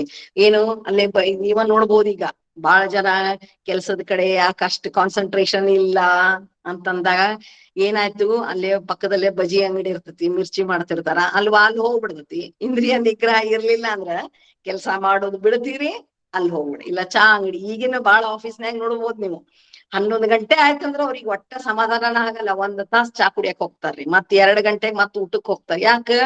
ಅಲ್ಲಿ ಏನಾಯ್ತು? ಕೆಲ್ಸ ಅಪೂರ್ಣ ಆಯ್ತು, ಕಾಯಕಕ್ಕೆ ಒಂದು ದ್ರೋಹ. ಅದಕ್ಕಾಗಿ ನಾವು ಪತಂಜಲಿ ಮಹರ್ಷಿಯ ಒಂದು ಅಷ್ಟಾಂಗ ಯೋಗದಲ್ಲಿ ನೋಡಿದಾಗ ಮೇಡಮ್, ಪ್ರತ್ಯಾಹಾರವನ್ನೇ ಇಂದ್ರಿಯ ನಿಗ್ರಹ. ನಾವು ಶರಣರು ಅದನ್ನೇ ಹೇಳ್ತಾರೆ ಇಂದ್ರಿಯ ನಿಗ್ರಹ ಓಕೆ. ಅಂತ. Sir, thank you sir. ಈಗ ಅಲ್ಲ ಗೌರಮ್ಮನಾಶಿ ಅವರು ಆಮೇಲೆ ರವೀಂದ್ರ ಪ್ರತ್ಯಾಹಾರದ ಮೇಲೆ ನಾನು ತಿಳಿದಂತ ಒಂದು ವಿಷಯಗಳನ್ನ ನಿಮಗೂ ತಿಳಿಸ್ಲಕ್ ನಾ ಬಯಸ್ತೇನೆ. ಸರ್. ಪ್ರತ್ಯಾಹಾರ ಅಂದ್ರೆ ಏನು? ನಮ್ಮಲ್ಲಿ ಶತಸ್ಥಳಗಳದ, ಭಕ್ತ ಸ್ಥಳ, ಮಹೇಶ್ ಸ್ಥಳ, ಆಗ ಚಕ್ರಗಳು ಉಂಟು. 7 ಚಕ್ರಗಳು ಅಂತ ಹೇಳಿದ್ರಿ ನೀವೆಲ್ಲ. ಶತಸ್ಥಳದ ಅದು ಜೋಡಿಸಿ ಹೇಳಿದ್ರಿ ನೀವು, ಅದು ಬಹಳ ಒಳ್ಳೇದದ. ಆದ್ರ ಪ್ರತ್ಯಾಹಾರ ಅಂದ್ರೆ ಏನು ಅಂದ್ರ ಅದೊಂದು cosmic energy at enters in our body. Cosmic energy that is cosmic dust ಅಂತಾರ, ಈತರ ಅಂತಾರ ಇಂಗ್ಲಿಷ್ ಇದರಲ್ಲಿ, ಫಿಸಿಕ್ಸ್ ನಲ್ಲಿ ಅದಕ್ಕೆ ಈತರ ಅಂತಾರ. ಅದು ಬಯಲು ಅಂತೇವೆ. ನಮ್ಮ ಶರಣ ತತ್ವದಲ್ಲಿ ಏನ್ ಹೇಳ್ತಾರ, ಅದು ಬಯಲು ಅಂತ. ಬಯಲಿನಿಂದ ಬರುವಂತ ಒಂದು ಬ್ರಹ್ಮಾಂಡ ಶಕ್ತಿ ಏನದಲ್ಲ, ಅದು ಬ್ರಹ್ಮಾಂಡ ಶಕ್ತಿ ಕಣರೂಪದಲ್ಲಿ, ಕೆಲವೊಬ್ರು ಕಣರೂಪದಲ್ಲಿ ಬರ್ತದ ಅಂತ ಹೇಳ್ತಾರ, ಆದ್ರೆ ಕೆಲವೊಬ್ರು ಅದು ಕಿರಣ ರೂಪದಲ್ಲಿ ಬರ್ತಾವ ಅಂತ ಹೇಳ್ತಾರ.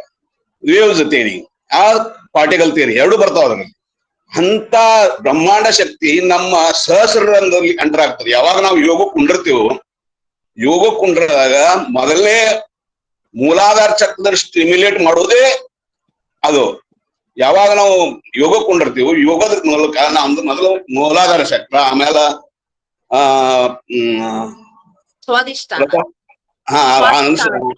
ಸ್ವಾಧಿಷ್ಠಾನ, ಮಣಿಪೂರಕ, ಅನಾಹುತ, ವಿಶುದ್ಧಿ, ಅನಾಹತ,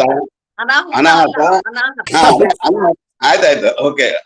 ಅನಾಹತ, ವಿಶುದ್ಧಿ, ಆಮೇಲೆ ಆಜ್ಞಾ ಚಕ್ರ, ಸಹಸ್ರ ಅಂದ್ರ ಇಷ್ಟು ಏನದಲ್ಲ, ಇಲ್ಲಿಂದ ಸೂಕ್ಷ್ಮ ನಾಳದಿಂದ ಸಬ್ಟಲ್ ಎನರ್ಜಿ ಫ್ಲೋ ಆಗ್ತದ. ಅಲ್ಲಿಂದ ಯಾವಾಗ ನೀವು ಯೋಗ ಮಾಡಿ ಹತ್ತಿರಲ್ಲ, ಈ ಬ್ರಹ್ಮಾಂಡ ಶಕ್ತಿಯಿಂದ subtle energy, that is all invisible.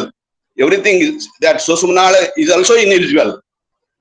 So ನಮ್ಮ ಶರಣರು ಏನ್ ಹೇಳ್ಯಾರ, ಪತಾಂಜಲಿ ಅವ ಓನ್ಲಿ ಸಹಕಾರ ರೂಪದಲ್ಲಿ ನಮ್ಮ ಶರೀರ ಬಗ್ಗೆ ಬಹಳಷ್ಟು ಹೇಳಿದವ. ಬರೀ ಅವನ ತತ್ವಗಳು ಕೇವಲ ಶರೀರ ಸಹಕಾರಕ್ಕಷ್ಟೇ ಸೀಮಿತವಾದವು. ಆದ್ರೆ ನಮ್ಮ ಬಸವಾದಿ ಶರಣರು ಏನ್ ಹೇಳಿದ್ರು, ಸಹಕಾರದಿಂದ ನಿರಾಕಾರ ರೂಪಕ್ಕೆ ಹೋದ್ರು ಅದನ್ನ. ಅದು ಬಹಳ ಮಹತ್ವದ. ಅದು ಪ್ರತ್ಯಾಹಾರದಿಂದ. ಈಗ ನಮ್ಮಲ್ಲಿ 3 ಶರೀರ ಉಂಟು. ಒಂದು ಸ್ಥೂಲ ಶರೀರ, ಸೂಕ್ಷ್ಮ ಶರೀರ, ಕಾರಣ ಶರೀರ. ಈ ಕಾರಣ ಶರೀರಕ್ಕೆ ಎಲ್ಲ ನಮ್ಮ ಸ್ಥೂಲ ಶರೀರಕ್ಕೆ ನಾವೇನು ಬಲ ಬರ್ಬೇಕಾದ್ರೆ ನಾವು ಅನ್ನ ಊಟ ಮಾಡ್ತೀವಿ, ನಿದ್ದೆ ಮಾಡ್ತೀವಿ, ಅದಕ್ಕೊಂದು ಬಲ ಬರ್ತದ. ನಮ್ಮ ಮನಸ್ಸಿಗೆ ಲಲಿತ ಕಲೆಗಳನ್ನ ವಿಜ್ಞಾನದಿಂದ ಹೆಚ್ಚು ಅದಕ್ಕೆ ಆನಂದ ಸಿಗ್ತದ. ಅದೇ ರೀತಿ ನಮ್ಮ ಕಾರಣ ಶರೀರ, ಆತ್ಮ ಅನ್ನೋದೇನದಲ್ಲ, ಸ್ಪಿರಿಟ್ ಏನದಲ್ಲ, ದಟ್ ಈಸ್ ದ ಪ್ರತ್ಯಾಹಾರ is the only solution for that. ಅದು ಬ್ರಹ್ಮಾಂಡ ಶಕ್ತಿ, ಆಕಾಶ ತತ್ವದ ಆತ್ಮ ಒಳಗಿರುವುದು. ಅದು ಬೇಡುವುದೇ ಅದೇ ಕಾಸ್ಮಿಕ್ ಎನರ್ಜಿ.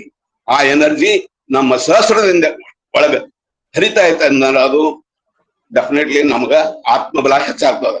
ಮನೋಬಲ ಹೆಚ್ಚಾಗುವುದು ಲಲಿತ ಕಲೆಗಳಿಂದ, ವಿಜ್ಞಾನದಿಂದ ಅದು ತೃಪ್ತಿ ಪಡ್ತದ.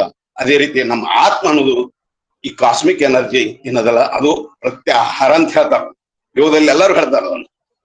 Okay, this is very thank you very much madam. Because I am not having a vocabulary problem, so I cannot speak much. Thank you. ಈಗ next ಗೌರಮ್ಮನಾಶಿ, Ravindra ಪಟ್ಟಣ, ಆಮೇಲೆ ವಿಜಯಗೌಡ. ಗೌರಮ್ಮನಾಶಿ, ತಮ್ಮ ಪ್ರಶ್ನೆ.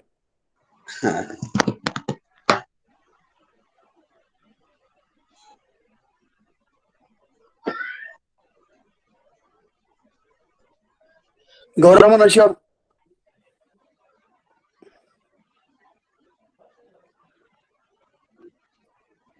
ರವೀಂದ್ರ ಪಟ್ಟಣ್, ತಮ್ಮ ಪ್ರಶ್ನೆ ಕೇಳಿ. ಸರ್ವರಿಗೂ ಶರಣಾರ್ಥಿಗಳು. ತಾಯಿ ಜಯಶ್ರೀ ಹಸಿಬಿ ಅವರು ಅತ್ಯದ್ಭುತವಾದಂತಹ ಒಂದು ಉಪನ್ಯಾಸವನ್ನ ನೀಡಿದರು. ಅದರ ಜೊತೆಗೆ ಸರಿಸಮಾನವಾಗಿ ಸುಧಾ ತಾಯಿಯವರು ಕೂಡ ಬಹಳ ಅದ್ಭುತವಾದ ನಿರೂಪಣೆಯನ್ನ ಮಾಡ್ತಾ ಇದ್ದಾರೆ. ಬಹಳ ಸಂತೋಷದ ವಿಷಯ. ಯೋಗದ ಬಗ್ಗೆ ಮತ್ತು ಶಿವಯೋಗ, ಇಷ್ಟಲಿಂಗದ ಯೋಗದ ಬಗೆಗೆ ಆಳವಾದಂತಹ ಒಂದು ವಿಷಯವನ್ನ ಮಂಡನೆ ಮಾಡಿದ ತಾಯಿಗೆ ಶರಣಾರ್ಥಿಗಳನ್ನ ಹೇಳ್ತಾ, ಒಂದು ನನ್ನಲ್ಲಿ ಬಂದಿರುವಂತ ಒಂದು ಅಂಶ ಏನು ಅಂತಂದ್ರ, ಕಾಯಕವೇ ಕೈಲಾಸ ಅನ್ನೋದು ಈ ಐದಕ್ಕಿ ಲಕ್ಕಮ್ಮ ಮಾರಾಯರ ವಚನದಲ್ಲಿ ಬರ್ತಾ ಇದೆ.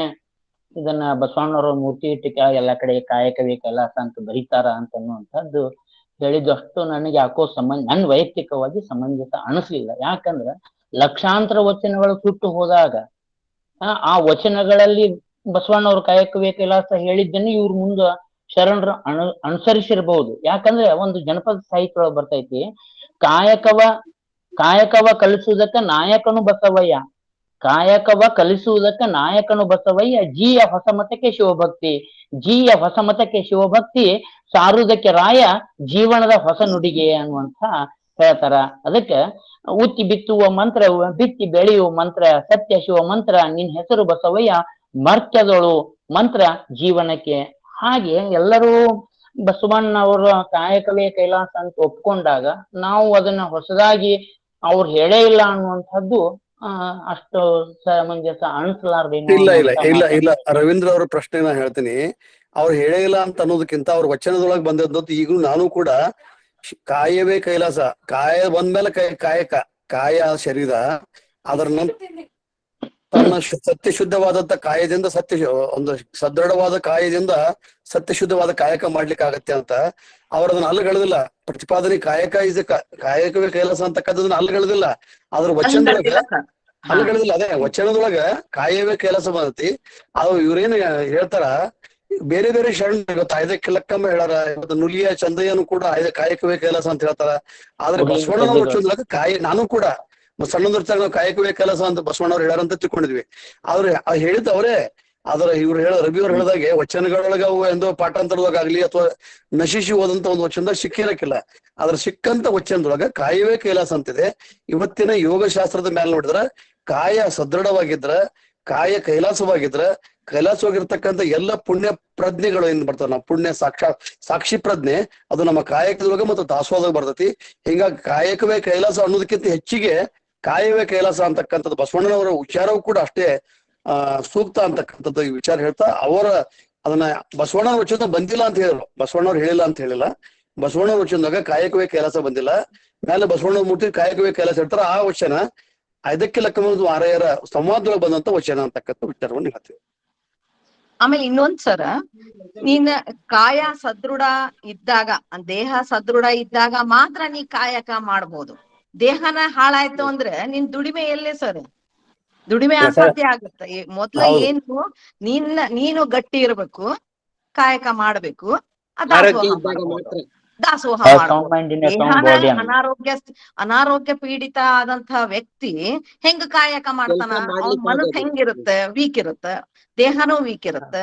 ಹೌದಲ್ರಿ? ಸದೃಢವಾದ ಶರೀರ, ಸದೃಢವಾದ ಮನಸ್ಸು ಇರುತ್ತದೆ ಅನ್ನುವಂಥದ್ದು ಆ ಯೋಗಿಕ್ ನೆಲೆಯಲ್ಲಿ ಹೇಳದೆ. ಎಲ್ಲಾ ಶರಣರು ಈಗ ನನ್ನ ವಿಚಾರನೇ ಬೇರೆ ಇರುತ್ತೆ, ನೀವು ವಿಚಾರ ಹಂಗ ಬಸವಣ್ಣನವರು ಹಿಡ್ಕೊಂಡು ಎಲ್ಲಾ ಶರಣರು ಒಂದೊಂದಕ್ಕೆ ಇಂಪಾರ್ಟೆನ್ಸ್ ಕೊಡ್ತಾರ. ಹಂಗ ಒಬ್ರು ಕಾಯಕ್ ಕೊಡ್ತಾರ, ಒಬ್ರ ಕಾಯಕಕ್ ಕೊಡ್ತಾರ. ಹೌದಲ್ರಿ? ಒಬ್ರ ಹಂಗ ಅಂದ್ರೆ ಇರ್ತೈತಲ್ಲ ಇಂಡಿವಿಜುವಾಲಿಟಿ ಅಂತ ಅಂತೀವಲ್ ನಾವು, ಹಂಗ ಅದ ಹೇಳದೆ ಹೊರತಾಗಿ ತಮ್ಗೆ ಏನಾರ ನೋವು ಅನ್ಸಿದ್ರ ತಪ್ಪಿದ್ರ ಕ್ಷಮಿಸ್ಬಿಡ್ರಿ. ಮನಸ್ಸು ಸದೃಢವಿದ್ರೆ ಪ್ರಶ್ನೆ ಅಲ್ರಿ, ಅಂದ್ರೆ ಇದು ತಪ್ಪು ಸಂದೇಶ ಹೋಗ್ಬಾರ್ದು ಅನ್ನೋ ಕಾರಣಕ್ಕಾಗಿ ಅಷ್ಟೇ ಕನೆಕ್ಷನ್ ಇದೆ ಅಕ್ಕ, ಗಂಜಿ ಅಕ್ಕ. ಮನಸ್ಸು ಸದೃಢವಿದ್ದರೆ ಶರೀರ ಸದೃಢವಿರುತ್ತೆ. ಸೈಕೋಸೊಮ್ಯಾಟಿಕ್ ಅಂತ ಹೇಳಿದ್ರಲ್ಲ, ಸೈಕಾಲಜಿಕಲ್ ಎಫೆಕ್ಟ್ ಮೈಂಡ್ ಆದಾಗ ಬಾಡಿ ಆಟೋಮೆಟಿಕ್ಲಿ ಡಿಸ್ಟರ್ಬ್ ಆಗುತ್ತೆ. According to rules of the mind ಹೇಳಕ್ ಸೈಕೋಸೊಮ್ಯಾಟಿಕ್ ಹೇಳ್ಬೇಕಂದ್ರೆ, ಮೈಂಡ್ ಸರಿ ಇಲ್ಲ ಅಂದ್ರೆ ಶರೀರಕ್ಕೆ ಹೊಡೆತ ಕೊಡ್ತದೆ. ಶರೀರ ಸರಿ ಇಲ್ಲ ಅಂತಂದ್ರೆ ಕಾಯಕ ಮಾಡ್ಲಿಕ್ಕೆ ಮಾಡ್ಲಿಕ್ಕೆ ಆಗೋದೇ ಇಲ್ಲ, ಕಾಯಕ ಸಾಧ್ಯನೇ ಇಲ್ಲ. ಸೊ 1 by 1 ಕನೆಕ್ಷನ್ ಇದೆ ಇದು ಮೈಂಡ್, ಮನಸ್ಸು, ಶರೀರ ಮತ್ತು ಕಾಯಕ ಇವು ಒಂದು ರಿಲೇಟೆಡ್ ಇದೆ. ಅದಕ್ಕಾಗಿ ಅದು ಬಹಳ ಚಂದ ಅರ್ಥ ಇದೆ ಅದಕ್ಕೆ. ನಿಜವಾಗ್ಲು ವಿಜಯಗೌಡ್ರ ತಮ್ಮ ಪ್ರಶ್ನೆ. ಹಲೋ. ಮೇಡಮ್, ನೀವು ಹೇಳಿದ್ ಸರಿ. ನಮ್ದು ಮನಸ್ಸು ಮತ್ತು ಶರೀರ ಒಳ್ಳೆ ಎಲ್ಲ ಸರಿ ಇದ್ರೇನೆ ನಾವು ಕಾಯಕ ಮಾಡ್ಲಿಕ್ಕೂ ಸಾಧ್ಯ, ದಾಸೋಹ ಮಾಡ್ಲಿಕ್ಕೂ ಸಾಧ್ಯ. ನಿಜ ಇದು. ಆಮೇಲ್ರಿ ಇನ್ನೊಂದು, ನೀವು ಹೇಳಿದೆಲ್ಲ ನಾನು ಯೋಗ ಕಲ್ತಿದ್ದೇನೆ. ಯೋಗ 2 ಸಲ ಪತಂಜಲಿಯಿಂದ ಕಲ್ತಿದ್ದೆ. ಆದ್ರೆ ಇವತ್ತು ನೀವು ಹೇಳಿ ತುಂಬಾ ಆಳವಾಗಿ, ತುಂಬಾ ಒಳ್ಳೇದು. ನನ್ಗೆ ತುಂಬಾ ಖುಷಿ ಆಯ್ತು. Psychological effect, psychosomatic is main important for everything. ಅದು ಮೈಂಡ್ ಡಿಸ್ಟರ್ಬ್ ಆದ್ರೆ ಎಂತ ಗಟ್ಟಿ ಶರೀರ ಆಯ್ತಂದ್ರು ರೋಗಗಳು, ರುಜಿನಗಳು ಎಂಟ್ರಿ ಆಗ್ತಾವ್ರೆ ಬಾಡಿ ಒಳಗೆ. ಮೈಂಡ್ ಗಟ್ಟಿ ಇತ್ತಂದ್ರ ಶರೀರ ತಾನೇ ಗಟ್ಟಿರ್ತದ. ಸರಿ, ಸೊ ಹೌದು. ಅವೆರಡು ಗಟ್ಟಿ ಇತ್ತಂದ್ರ ನಮ್ಮ ಮಾಡೋ ಕೆಲಸ ಗಟ್ಟಿ ಆಗ್ತದ, ಹಾ, ಮಾಡ್ಲಿಕ್ correct, ಮನಸ್ಸು correct. ಆಗ್ತದ, ಎಲ್ಲವೂ Correct. ಆರೋಗ್ಯಪೂರ್ಣ. ಹೌದೌದ್ರಿ. ಮನ್ಸು ಮತ್ತು ಶರೀರ ಗಟ್ಟಿ ಇದ್ರೇನೆ ಮೈಂಡ್ ಎಲ್ಲ ರಿಲೇಷನ್ ಅದೇ ಶರಣರು Special ಅನ್ನೋದು ಮನಸ್ಸು, ಮನಸ್ಸು, ಮೊದ್ಲು ಮನಸ್ಸು. ಅದೇ ಶರಣರು ಎಲ್ಲಕ್ಕಿಂತ ಅನ್ನೋದು ಮೊದ್ಲು ತನು ಶುದ್ಧಿ, ಮನಶುದ್ಧಿ, ತನು ಶುದ್ಧಿ, ಶ್ರವಣ ಶುದ್ಧಿ, ನೋಟ ಶುದ್ಧಿ, ಮಾತಾಡೋ ನಾಲ್ಗೆ ಶುದ್ಧಿ ಅಂತ ಹೇಳಿ ಟೋಟಲ್ ಆಗಿ ಶುದ್ಧಿನೇ ಶುದ್ಧಿ. ಸುದ್ದಿ. correct. ಆಯ್ತು. ಆಮೇಲೆ ನನಗೆ ತಿಳಿದ ಇವತ್ತು ಮಟ್ಟಿಗೆ ನಮ್ಗೆ ನಾನು ಹೇಳಿದ್ದಕ್ಕ, ನನಗೆ ತಿಳಿದ ಮಟ್ಟಿಗೆ ನಾ ಹೇಳಿದ್ದಕ್ಕ. ಹೌದೌದು. Thank you madam, thank you. ಆಮೇಲೆ ನಮ್ಗೆ ಬಿರಾದರ್ ಸರ್ ಸಹ ಇದ್ರ ಬಗ್ಗೆ ನಮ್ಗೆ ಇಲ್ಲಿ ಸತ್ಸಂಗ್ ನಡೀತಾ ಇದೆ ಮುಂಬೈ, ಇಲ್ಲಿ ಡೊಂಬಿವಲಿ ಅಲ್ರಿ. ಬಿರಾದರ್ ಸರ್ ಈಗ ಹೇಳಿದ್ರಲ್ಲ ಅವ್ರ ಪ್ರತಿ ವಾರಕ್ಕೆ ನಮ್ಗೆ ಇದು ಯೋಗದ ಬಗ್ಗೆ ತುಂಬಾ ಹೇಳ್ತಾ ಇರ್ತಾರ್ರಿ. ಎಕ್ಸರ್ಸೈಸ್ ತಗೊಳ್ತಾರೆ, ಧ್ಯಾನ ಮಾಡಿಸ್ತಾರೆ ನಮ್ಗೆ. ಮತ್ತೆ ಪ್ರತಿ ವಾರ ನಮ್ಗೆ ಎಲ್ರಿಗೂ ಅಂದ್ರೆ ಎಷ್ಟು ಜನ, ತುಂಬಾ ಜನ ಬರುವುದಿಲ್ಲ, ಅದು ಅವರ ದುರ್ಭಾಗ್ಯ ಹೇಳ್ಬೇಕು. ಬಂದ್ರೆ ಒಳ್ಳೇದೇ. ಹಾ, ಆದ್ರೆ ಎಷ್ಟು ಜನ ನಾವ್ ಇರ್ತೇವೆ ಎಲ್ರು ಸೇರಿ ಸರ್ ನಮ್ಗೆ ಆದಷ್ಟು ಒಳ್ಳೆ ರೀತಿಯಿಂದ ನಮ್ಗೆ ಯೋಗದ ಬಗ್ಗೆ ಟಿಪ್ಸ್ ಹೇಳ್ತಾ ಇರ್ತಾರೆ. ಯೋಗ ಅದಾರೆ ಮತ್ತೆ ಅಕ್ಕ. ನಮ್ಗೆ ಎಲ್ಲಾ ಮಾಡಿಸ್ತಾ ಇರ್ತಾರೆ. ಯೋಗ ಅಂತಂದ್ರೆ ಮನ ಪರಿವರ್ತನೆ, ಮನಸ್ಸು ಶುದ್ಧಿ ಆಗ್ತದ ಫಸ್ಟ್, ಆಮೇಲೆ ಆಟೋಮೆಟಿಕ್ ಆಗಿ ವಿತೌಟ್ ಅವರ್ ನಾಲೆಜ್ ಬಾಡಿ ಶುದ್ಧ ಆಗ್ತದೆ. ನಾವು ನೋಟ ಶುದ್ಧ ವಿಜಯಗೌಡ ಆಗ್ತದೆ, ಮೇಡಮ್, ಹೃದಯ ಶುದ್ಧ ನಮ್ಮನ್ನು ಆಗ್ತದೆ, ಮನಸ್ಸು ಶುದ್ಧ ಆಗ್ತದೆ. ಹೊಗಳಿ ಹೊನ್ನ ಸೂಲಕ್ಕೆ ಏರ್ಸಬೇಡ ದಯಮಾಡಿ. ಹಾಗೇನಿಲ್ಲ ಸರ್, ಹಾಗೇನಿಲ್ಲ ಸರ್. ಇಲ್ಲ ಇಲ್ಲ, ಈಗ ಹೊಗಳ್ತಾ ಇಲ್ಲ sir. ನನ್ನ- ಇದ್ದದ್ದೇ ಹೇಳು ಸರ್, ಹೊಗಳ್ತಾ ಇಲ್ಲ, ಇದ್ದದ್ದೇ ಹೇಳು. ಜಯಶ್ರೀ ಮೇಡಮ್ ಅವ್ರೆ, ಅಕ್ಕ ಮಹಾದೇವ್ ಒಂದು ವಚನದೊಳಗ, ಅಕ್ಕ ಮಹಾದೇವ್ ಒಂದು ವಚನದಾಗ ಆಹಾರ ಕಿರಿದು ಮಾಡಿರಣ್ಣ, ಆಹಾರದ ಬಗ್ಗೆ ಹೇಳ್ಯಾರ. ಅದು ಪ್ರತ್ಯಾಹಾರಕ್ಕೆ ಸಂಬಂಧಪಟ್ಟಂತ ವಚನ. ಹೇಗ ಆಹಾರ ಕಿರಿದು ಮಾಡಿರಣ್ಣ ಅಂತ ಹೇಳ್ತಾರ, ಆಹಾರ ಬಹಳ ಉಣ್ಬಾರ್ದು. ಆಹಾರ ಕಿರಿದು ಮಾಡಿರಣ್ಣ ಅಂತೇಳಿ ಜನರಿಗೆ ಹೇಳ್ತಾರ. ಅದು ನನಗೆ ಅನ್ಸಿಬಿಟ್ಟು ಪ್ರತ್ಯಾಹಾರದ ಏನಿದ್ರಲ್ಲ ಮಲ್ಲಪ್ಪಣ್ಣ, ನಮ್ಮ ಬಿರಾದರವರು ಒಂದು ವಚನಕಾರರಿಗೆ ಯೋಗ ಜ್ಞಾನ ಗೊತ್ತಿತ್ತು, ಆದ್ರೆ ತಮ್ಮದೇ ಆದಂತ ಮಾರ್ಗವನ್ನು ಕಂಡುಕೊಂಡು, ತಮ್ಮದೇ ಆದ ದಾರಿ. ಅದು ಲಿಮಿಟೇಷನ್ ಆಫ್ ಫುಡ್ ಅಲ್ರಿ ಅಕ್ಕ, ಅದು limitation of food to take internally. ನಮ್ಮ ಸಹಕಾರ ರೂಪದಿಂದ ನಿರಾಕಾರ ರೂಪಕ್ಕೆ ತಂದಿಟ್ರಿ. ಅದು ಐಕ್ಯ ಸ್ಥಳ ಏನದಲ್ಲ, ಅದು ನಿರಾಕಾರ ರೂಪ. ಅದು ಅಲ್ಲಿಗೆ ಹೋದ್ ಕುಡಿಸಿದ್ರು ಹಾ, ಅದು ಬಹಳ ಮುಖ್ಯ ಅದ. ಆಮೇಲೆ ಇನ್ನೊಂದ್ ಸರ, ಯಾರು ಮಿತ ಆಹಾರವನ್ನ ಸೇವಿಸ್ತಾರಲ್ಲ ಅವರು ಗಟ್ಟಿನೇ ಇರ್ತಾರ. ನೀವು ಅತಿಯಾದ ತಿಂದ್ರೆ ಇಂಡೈಜೆಷನ್ ಆದಂಗ ಆಗ್ಬಿಡತೈತಿ. ಅದು ಮಾತ್ರ ಸತ್ಯ. ಅಕ್ಕ ಮಹಾದೇವಿ ಅದೇ ಮಿತಾಹಾರ, ಅಲ್ಪಾಹಾರ ಒಳ್ಳೇದು, ನಿಜ. ಅಲ್ಪಾಹಾರ ನಿಜ. ಅಲ್ಪಾಹಾರ ಅವನು ಅಂದ್ರೆ ಈಗ ಗಾದೆನೇ ಐತಲ್ಲ ಸರ್, ಒಂದ್ ಹೊತ್ತು ಪ್ರಮಾಣವಾದಲ್ಲ ಪ್ರತ್ಯಾಹಾರ ಅನ್ನೋದಲ್ಲ. ಪ್ರತ್ಯಾಹಾರ ಸಿಕ್ಕರೆ ನಿಮಗ ಆಹಾರ ತಿನ್ನುವ ಅವಶ್ಯಕತೆನೇ ಇಲ್ಲ. ಯಾಕಂದ್ರೆ ಇಲ್ಲಿ ಹಿಮಾಲಯದಾಗ ಹೋಗಿ ತಿಂಗಳಗಟ್ಲೆ ಧ್ಯಾನ ಮಾಡ್ತಾರ, ವರ್ಷಗಟ್ಲೆ ಧ್ಯಾನ ಮಾಡ್ತಾರ. ಅವ್ರಿಗೆ ಶಕ್ತಿ ಎಲ್ಲಿಂದ ಬರ್ತದ? ಅದು ಕಾಸ್ಮಿಕ್ ಎನರ್ಜಿ. ಎನರ್ಜಿಯಿಂದ cosmic energy only controls everything in their all ಶರೀರ್. ಧನ್ಯವಾದ. ಬಟ್ ಅವ್ರ ಬಿರಾದರ್ ಅವ್ರ ಶರಣರು ಎಲ್ಲೂ ಹಿಮಾಲಯಕ್ಕೆ ಹೋಗಂತ ಹೇಳಿಲ್ಲ. ಮನೆಯೊಳಗಿದ್ದ ಮನೆಯ ಹಿಮಾಲಯನ ಮನೆ ಶಟಸ್ಥಲ ಮಾರ್ಗ ಬಹುಶಃ ಯೋಗಕ್ಕ, ಶಟಸ್ಥಲ ಮಾರ್ಗದೊಳಗ ಅದನ್ನ ಉಲ್ಲೇಖ ಮಾಡೋದು ಮೇಡಮ್ ಅವರು. ಶಟಸ್ಥಲವನ್ನು ಹಿಡ್ಕೊಂಡು ಪಾತಂಜಲಿ ಹೇಳಿದ್ದು ಒಳ್ಳೆ ಸಂವಾದ, ಒಳ್ಳೆ ಉಪನ್ಯಾಸ ಇವತ್ತು. ತುಂಬಾ ತುಂಬಾ ಧನ್ಯವಾದಗಳು. ಧನ್ಯವಾದಗಳು ಸರ್, ಧನ್ಯವಾದಗಳು. Thank you very much. Okay, ಸರ್ವರಿಗೂ ಧನ್ಯವಾದಗಳು. ಯಾರಾದ್ರೂ ಮತ್ ಸುಜಾತ ಪಾಟೀಲ್? ಇನ್ನ ಮುಂದಿನ ಕಾರ್ಯಕ್ರಮಕ್ಕೆ ಹೋಗೊಂಡ್ರೆ ಸುಜಾತ ಅಕ್ಕ? ಓಕೆ. ಸರ್ವಜನ ವಚನ ಬರ್ತೈತ್ರಿ. ಒಂದ್ ಹೊತ್ತು ಉಂಡವನು ಯೋಗಿ, 2 ಹೊತ್ತು ಉಂಡವನು ಹೋಗಿ, 3 ಹೊತ್ತು ಹತ್ತುಕೊಂಡು ಹೋಗಿ. ನಿಜ. ಎಲ್ಲರಿಗೂ ಶರಣ ಶರಣಾರ್ಥಿಗಳ್ರಿ. ಡಾಕ್ಟರ್ ಜಯಶ್ರೀ ಅಕ್ಕ ಅವರು ಬಹಳಷ್ಟು ಸುಂದರವಾಗಿ ಯೋಗ ವಿಜ್ಞಾನದ ಬಗ್ಗೆ, ಆಮೇಲೆ ಶರಣರ ವಚನಗಳನ್ನ ಜೋಡಿಸಿ ನಮ್ಮ ಸುಧಾ ಅಕ್ಕ ಮತ್ತು ಜಯಶ್ರೀ ಅಕ್ಕ ಬಹಳಷ್ಟು ಮತ್ತು ಸಂವಾದನೂ ಬಹಳಷ್ಟು ಸುಂದರವಾಗಿ ನಡೀತು. ಹಿಂಗ ಡಾಕ್ಟರ್ ಶಶಿಕಾಂತ್ ಪಟ್ಟಣ್ ಸರ್ ಅವರು ಹೊಗಳಿದ್ರು ಅಂದ್ರೆ ಅದು ಎಕ್ಸಲೆಂಟ್ ಇನ್ಫಾರ್ಮೇಶನ್ ಅಂತ ಹೇಳಿ ನಾವೆಲ್ಲರೂ ಇದನ್ನ ಅಳವಡಿಸ್ಕೋಬೇಕು. ಧನ್ಯವಾದಗಳು ಜಯಶ್ರೀ ಅಕ್ಕ, ಧನ್ಯವಾದಗಳು. Thank you. ಮತ್ತೆ ನಿಮ್ಮ ಜ್ಞಾನ ದಾಸೋಹ ನಮ್ಮೆಲ್ಲರಿಗೂ ಸಿಗ್ಲಿ. ಆ ಯೋಗದ ಬಗ್ಗೆ ನಮಗೂ ಅಷ್ಟೇನ್ ತಿಳುವಳಿಕೆ ಇಲ್ಲ, ನಿಮ್ಮ ಉಪನ್ಯಾಸಗಳು ಮೇಲಿಂದ ಮೇಲೆ ಆಗ್ಲಿ. ಆಮೇಲೆ ನಾವು ನಿಮಗ್ ವೈಯಕ್ತಿಕವಾಗಿನೂ ಇನ್ನ ಬೆನ್ ಬಿಡಂಗಿಲ್ರಿ ಅಕ್ಕ. ಧನ್ಯವಾದಗಳು. ಧನ್ಯವಾದಗಳು. Thank you. ಮುಂದಿನ ಕಾರ್ಯಕ್ರಮಕ್ಕೆ ಸುಜಾತ ಅಕ್ಕ ಹೋಗೊಂಡ್ರಿ? ಹ್ಞೂನ್ರಿ ಅಕ್ಕ. ಇನ್ನು ಶರಣು ಸಮರ್ಪಣೆ ಡಾಕ್ಟರ್ ದಾನಮ್ಮ ಜಳಕೆ ಅಕ್ಕನವರಿಂದ ಅವರನ್ನ ಆಹ್ವಾನಿಸ್ತಾ ಇದ್ದೇನೆ ವೇದಿಕೆಗೆ. ಓಂ ಶ್ರೀ ಗುರು ಬಸವಲಿಂಗಾಯ ನಮಃ. ವಿಶ್ವಗುರು ಬಸವಣ್ಣನವರನ್ನು ಹಾಗೂ ಬಸವಾದಿ ಪ್ರಮುಖರನ್ನ ಎನ್ನ ಮನರಂಗಣದಲ್ಲಿ ನೆನೆಯುತ್ತಾ, ಅನುಭಾವವಿಲ್ಲದ ಭಕ್ತಿ ತಲೆ ಕೆಳಗಾದುದಯ್ಯ, ಅನುಭಾವ ಭಕ್ತಿಗಾಧಾರ, ಅನುಭಾವ ಭಕ್ತಿಗೆ ನೆಲೆವೆನೆ, ಅನುಭಾವ ಉಳ್ಳವರು ಕಂಡು ತುರ್ಯ ಸಂಭಾಷಣೆ ಬೆಸಗೊಳ್ಳದಿದ್ದಡೆ ನರಕದಲ್ಲಿಕ್ಕಯ್ಯ ರಾಮನಾಥ. ಜೇಡರ ದಾಸಿಮಯ್ಯನವರ ವಚನವನ್ನ ಎನ್ನ ಮನರಂಗಣದಲ್ಲಿ ನೆನೆಯುತ್ತಾ, ವಚನ ಅಧ್ಯಯನ ವೇದಿಕೆ, ಬಸವಾದಿ ಶರಣರ ಚಿಂತನಕೂಟ ಹಾಗೂ ಅಕ್ಕನ ಅರಿವು ಸಂಘಟನೆಗಳಿಂದ ಅಂತರ್ಜಾಲ ವೇದಿಕೆ ಮೂಲಕ ಶ್ರಾವಣ ಮಾಸದಲ್ಲಿ ನಿರಂತರವಾಗಿ ನಡೀತಾ ಇರುವಂತ ಬಸವಾದಿ ಶರಣರ ಚಿಂತನ ಮಾಲಿಕೆಯ 4ನೇ ದಿನವಾದ ಇಂದಿನ ಕಾರ್ಯಕ್ರಮಕ್ಕೆ, ಉಪನ್ಯಾಸ ಅನುಭವ ಕಾರ್ಯಕ್ರಮಕ್ಕೆ ಉಪಸ್ಥಿತರಿರುವ ಸರ್ವ ಶರಣು ಬಂಧುಗಳಿಗೆ ಶರಣು ಶರಣಾರ್ಥಿಗಳನ್ನು ಹೇಳ್ತಾ, ಶ್ರಾವಣ ಮಾಸದಲ್ಲಿ ಗುಡಿ ಗುಂಡಾರಗಳಿಗೆ ತಿರುಗುತ್ತಾ ವೈದಿಕ ಆಚರಣೆ ಅಂಧಶ್ರದ್ಧೆಯಲ್ಲಿ ಮುಳುಗದಂತೆ ನಮ್ಮನ್ನ ಶರಣರ ಅನುಭವಗಳನ್ನ, ಆಶಯಗಳನ್ನ ಅರ್ಥೈಸ್ಕೊಳ್ಳಿಕ್ಕೆ ಅಣಿಗೊಳಿಸಿದ ಹಾಗೂ ಸದಾ ಮಾರ್ಗದರ್ಶನ ಮಾಡ್ತಾ ಇರುವಂತ ಶರಣರಾದ ಡಾಕ್ಟರ್ ಶಶಿಕಾಂತ್ ಪಟ್ಟಣ್ ಸರ್ ಅವರಿಗೆ ವೇದಿಕೆಯ ಪರವಾಗಿ ಭಕ್ತಿಪೂರ್ವಕ ಅನಂತ ಅನಂತ ಶರಣು ಶರಣಾರ್ಥಿಗಳು. ಅದೇ ರೀತಿ ಎಲೆಮರೆಯ ಕಾಯಿಯಂತೆ ಸದಾ ತಾಂತ್ರಿಕ ಸಹಾಯ ಸಹಕಾರವನ್ನು ನೀಡ್ತಾ ಇರುವ ಶರಣ ರುದ್ರಪ್ರಭು ಹಾಗೂ ಕುಮಾರ್ ರಾಜಣ್ಣ ಸಹೋದರರಿಗೂ ಶರಣು ಶರಣಾರ್ಥಿಗಳು. ಅತ್ಯಂತ ಸುಷ್ಠಾವವಾಗಿ ವಚನ ಪ್ರಾರ್ಥನೆ ಮಾಡಿದ ದಾನಕೋಗಿಲೆಯಾದ ಶರಣೆ ವಿದ್ಯಾ ಮಗ್ದುಮ್ ಅವರಿಗೆ ವೇದಿಕೆಯ ಪರವಾಗಿ ಶರಣು ಶರಣಾರ್ಥಿಗಳು. ಆತ್ಮೀಯವಾಗಿ ಎಲ್ಲರನ್ನ ಸ್ವಾಗತ ಮಾಡಿ ಶರಣರ ಆಶಯಗಳನ್ನ ತಿಳಿಸ್ತಾ, ಇಂದಿನ ಉಪನ್ಯಾಸಕರನ್ನ ಆತ್ಮೀಯವಾಗಿ ವಿನಯಪೂರ್ವಕವಾಗಿ ಪರಿಚಯ ಮಾಡಿಕೊಟ್ಟಿರುವ ಶರಣೆ ಸುಜಾತಾ ಪಾಟೀಲ್ ಅವರಿಗೂ ವೇದಿಕೆಯ ಪರವಾಗಿ ಭಕ್ತಿಪೂರ್ವಕ ಶರಣು ಶರಣಾರ್ಥಿಗಳು. ಶರಣರು ಮತ್ತು ಯೋಗ ವಿಜ್ಞಾನ ಎಂಬ ವಿಷಯದ ಉಪನ್ಯಾಸವನ್ನ ಶರಣೆ ಪ್ರೊಫೆಸರ್ ಡಾಕ್ಟರ್ ಜಯಶ್ರೀ ಹಸ್ಬಿ ಅವರು ಬಹಳ ಅತ್ಯದ್ಭುತವಾಗಿ ಮಾಡಿದ್ರು. ವ್ಯಾಧಿ ಶರೀರಕ್ಕೆ ಮಾತ್ರ ಅಲ್ಲ, ಶರೀರಸ್ಥ ಆತ್ಮಕ್ಕೂ ಬರ್ತಾ ಇದೆ. ದೈಹಿಕ ವ್ಯಾಧಿಯನ್ನ ಸರಳವಾಗಿ ಉಪಚರಿಸಬಹುದು, ಆದ್ರೆ ಮಾನಸಿಕ ರೋಗದಿಂದ ಹೊರಬರುವುದು ಕಷ್ಟ. ಇಷ್ಟಲಿಂಗ ಯೋಗ ಒಂದು ಅದ್ಭುತ ಪರಿಹಾರ. ಇಷ್ಟಲಿಂಗ ಪೂಜೆ ಸಹ ಯೋಗದ ಭಾಗವಾಗಿ ಏಕಾಗ್ರತೆ ಮೂಲಕ ಅರಿವನ್ನ ಅರಿಯುವ ಸಾಧನ. ಹೀಗೆ ಅನೇಕ ವಿಷಯಗಳನ್ನ ವಿಸ್ತೃತವಾಗಿ ವಿವರಿಸಿದ್ರು. ಅವರಿಗೆ ವೇದಿಕೆಯ ಪರವಾಗಿ ಅನಂತ ಅನಂತ ಭಕ್ತಿಪೂರ್ವಕ ಶರಣು ಶರಣಾರ್ಥಿಗಳು. ಅನುಭವವನ್ನ ಆಕ್ಚುಲಿ ಇವತ್ತು ಶ್ರೀ ಚನ್ನಬಸಪ್ಪ ಕೊಳ್ಳೇಗಾಲ ಅವರ ಅನುಭವ ಇತ್ತು ಅಂತ ಅನ್ಸ್ಕೋತೀನಿ. ಅವ್ರಿಗೂ ಸಹಿತ ಶರಣು ಶರಣಾರ್ಥಿಗಳನ್ನ ನಾನು ತಿಳಿಸ್ತಾ ಇದ್ದೇನೆ.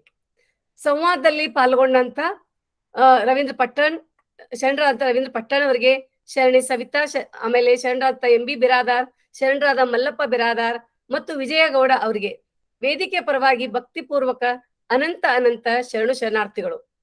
ಸಂಯೋಜಕರಾಗಿ ಕಾರ್ಯನಿರ್ವಹಿಸಿದಂತ ಶರಣೆ ಸುಧಾ ಗಂಜಿ ಅವರು, ಶರಣೆ ಡಾಕ್ಟರ್ ಶಾಂತಾ ಅರ್ಕೇರಿ, ಶರಣೆ ಜ್ಯೋತಿ ಬದಾಮಿ, ಶರಣೆ ಶಾರದಾ ಪಾಟೀಲ್ ಹುಬ್ಬಳ್ಳಿ, ಇವರೆಲ್ಲರಿಗೂ ಸಹಿತ ವೇದಿಕೆ ಪರವಾಗಿ ಒಂದು ಶರಣು ಶರಣಾರ್ಥಿಗಳನ್ನ ನಾನು ತಿಳಿಸ್ತಾ ಇದ್ದೀನಿ.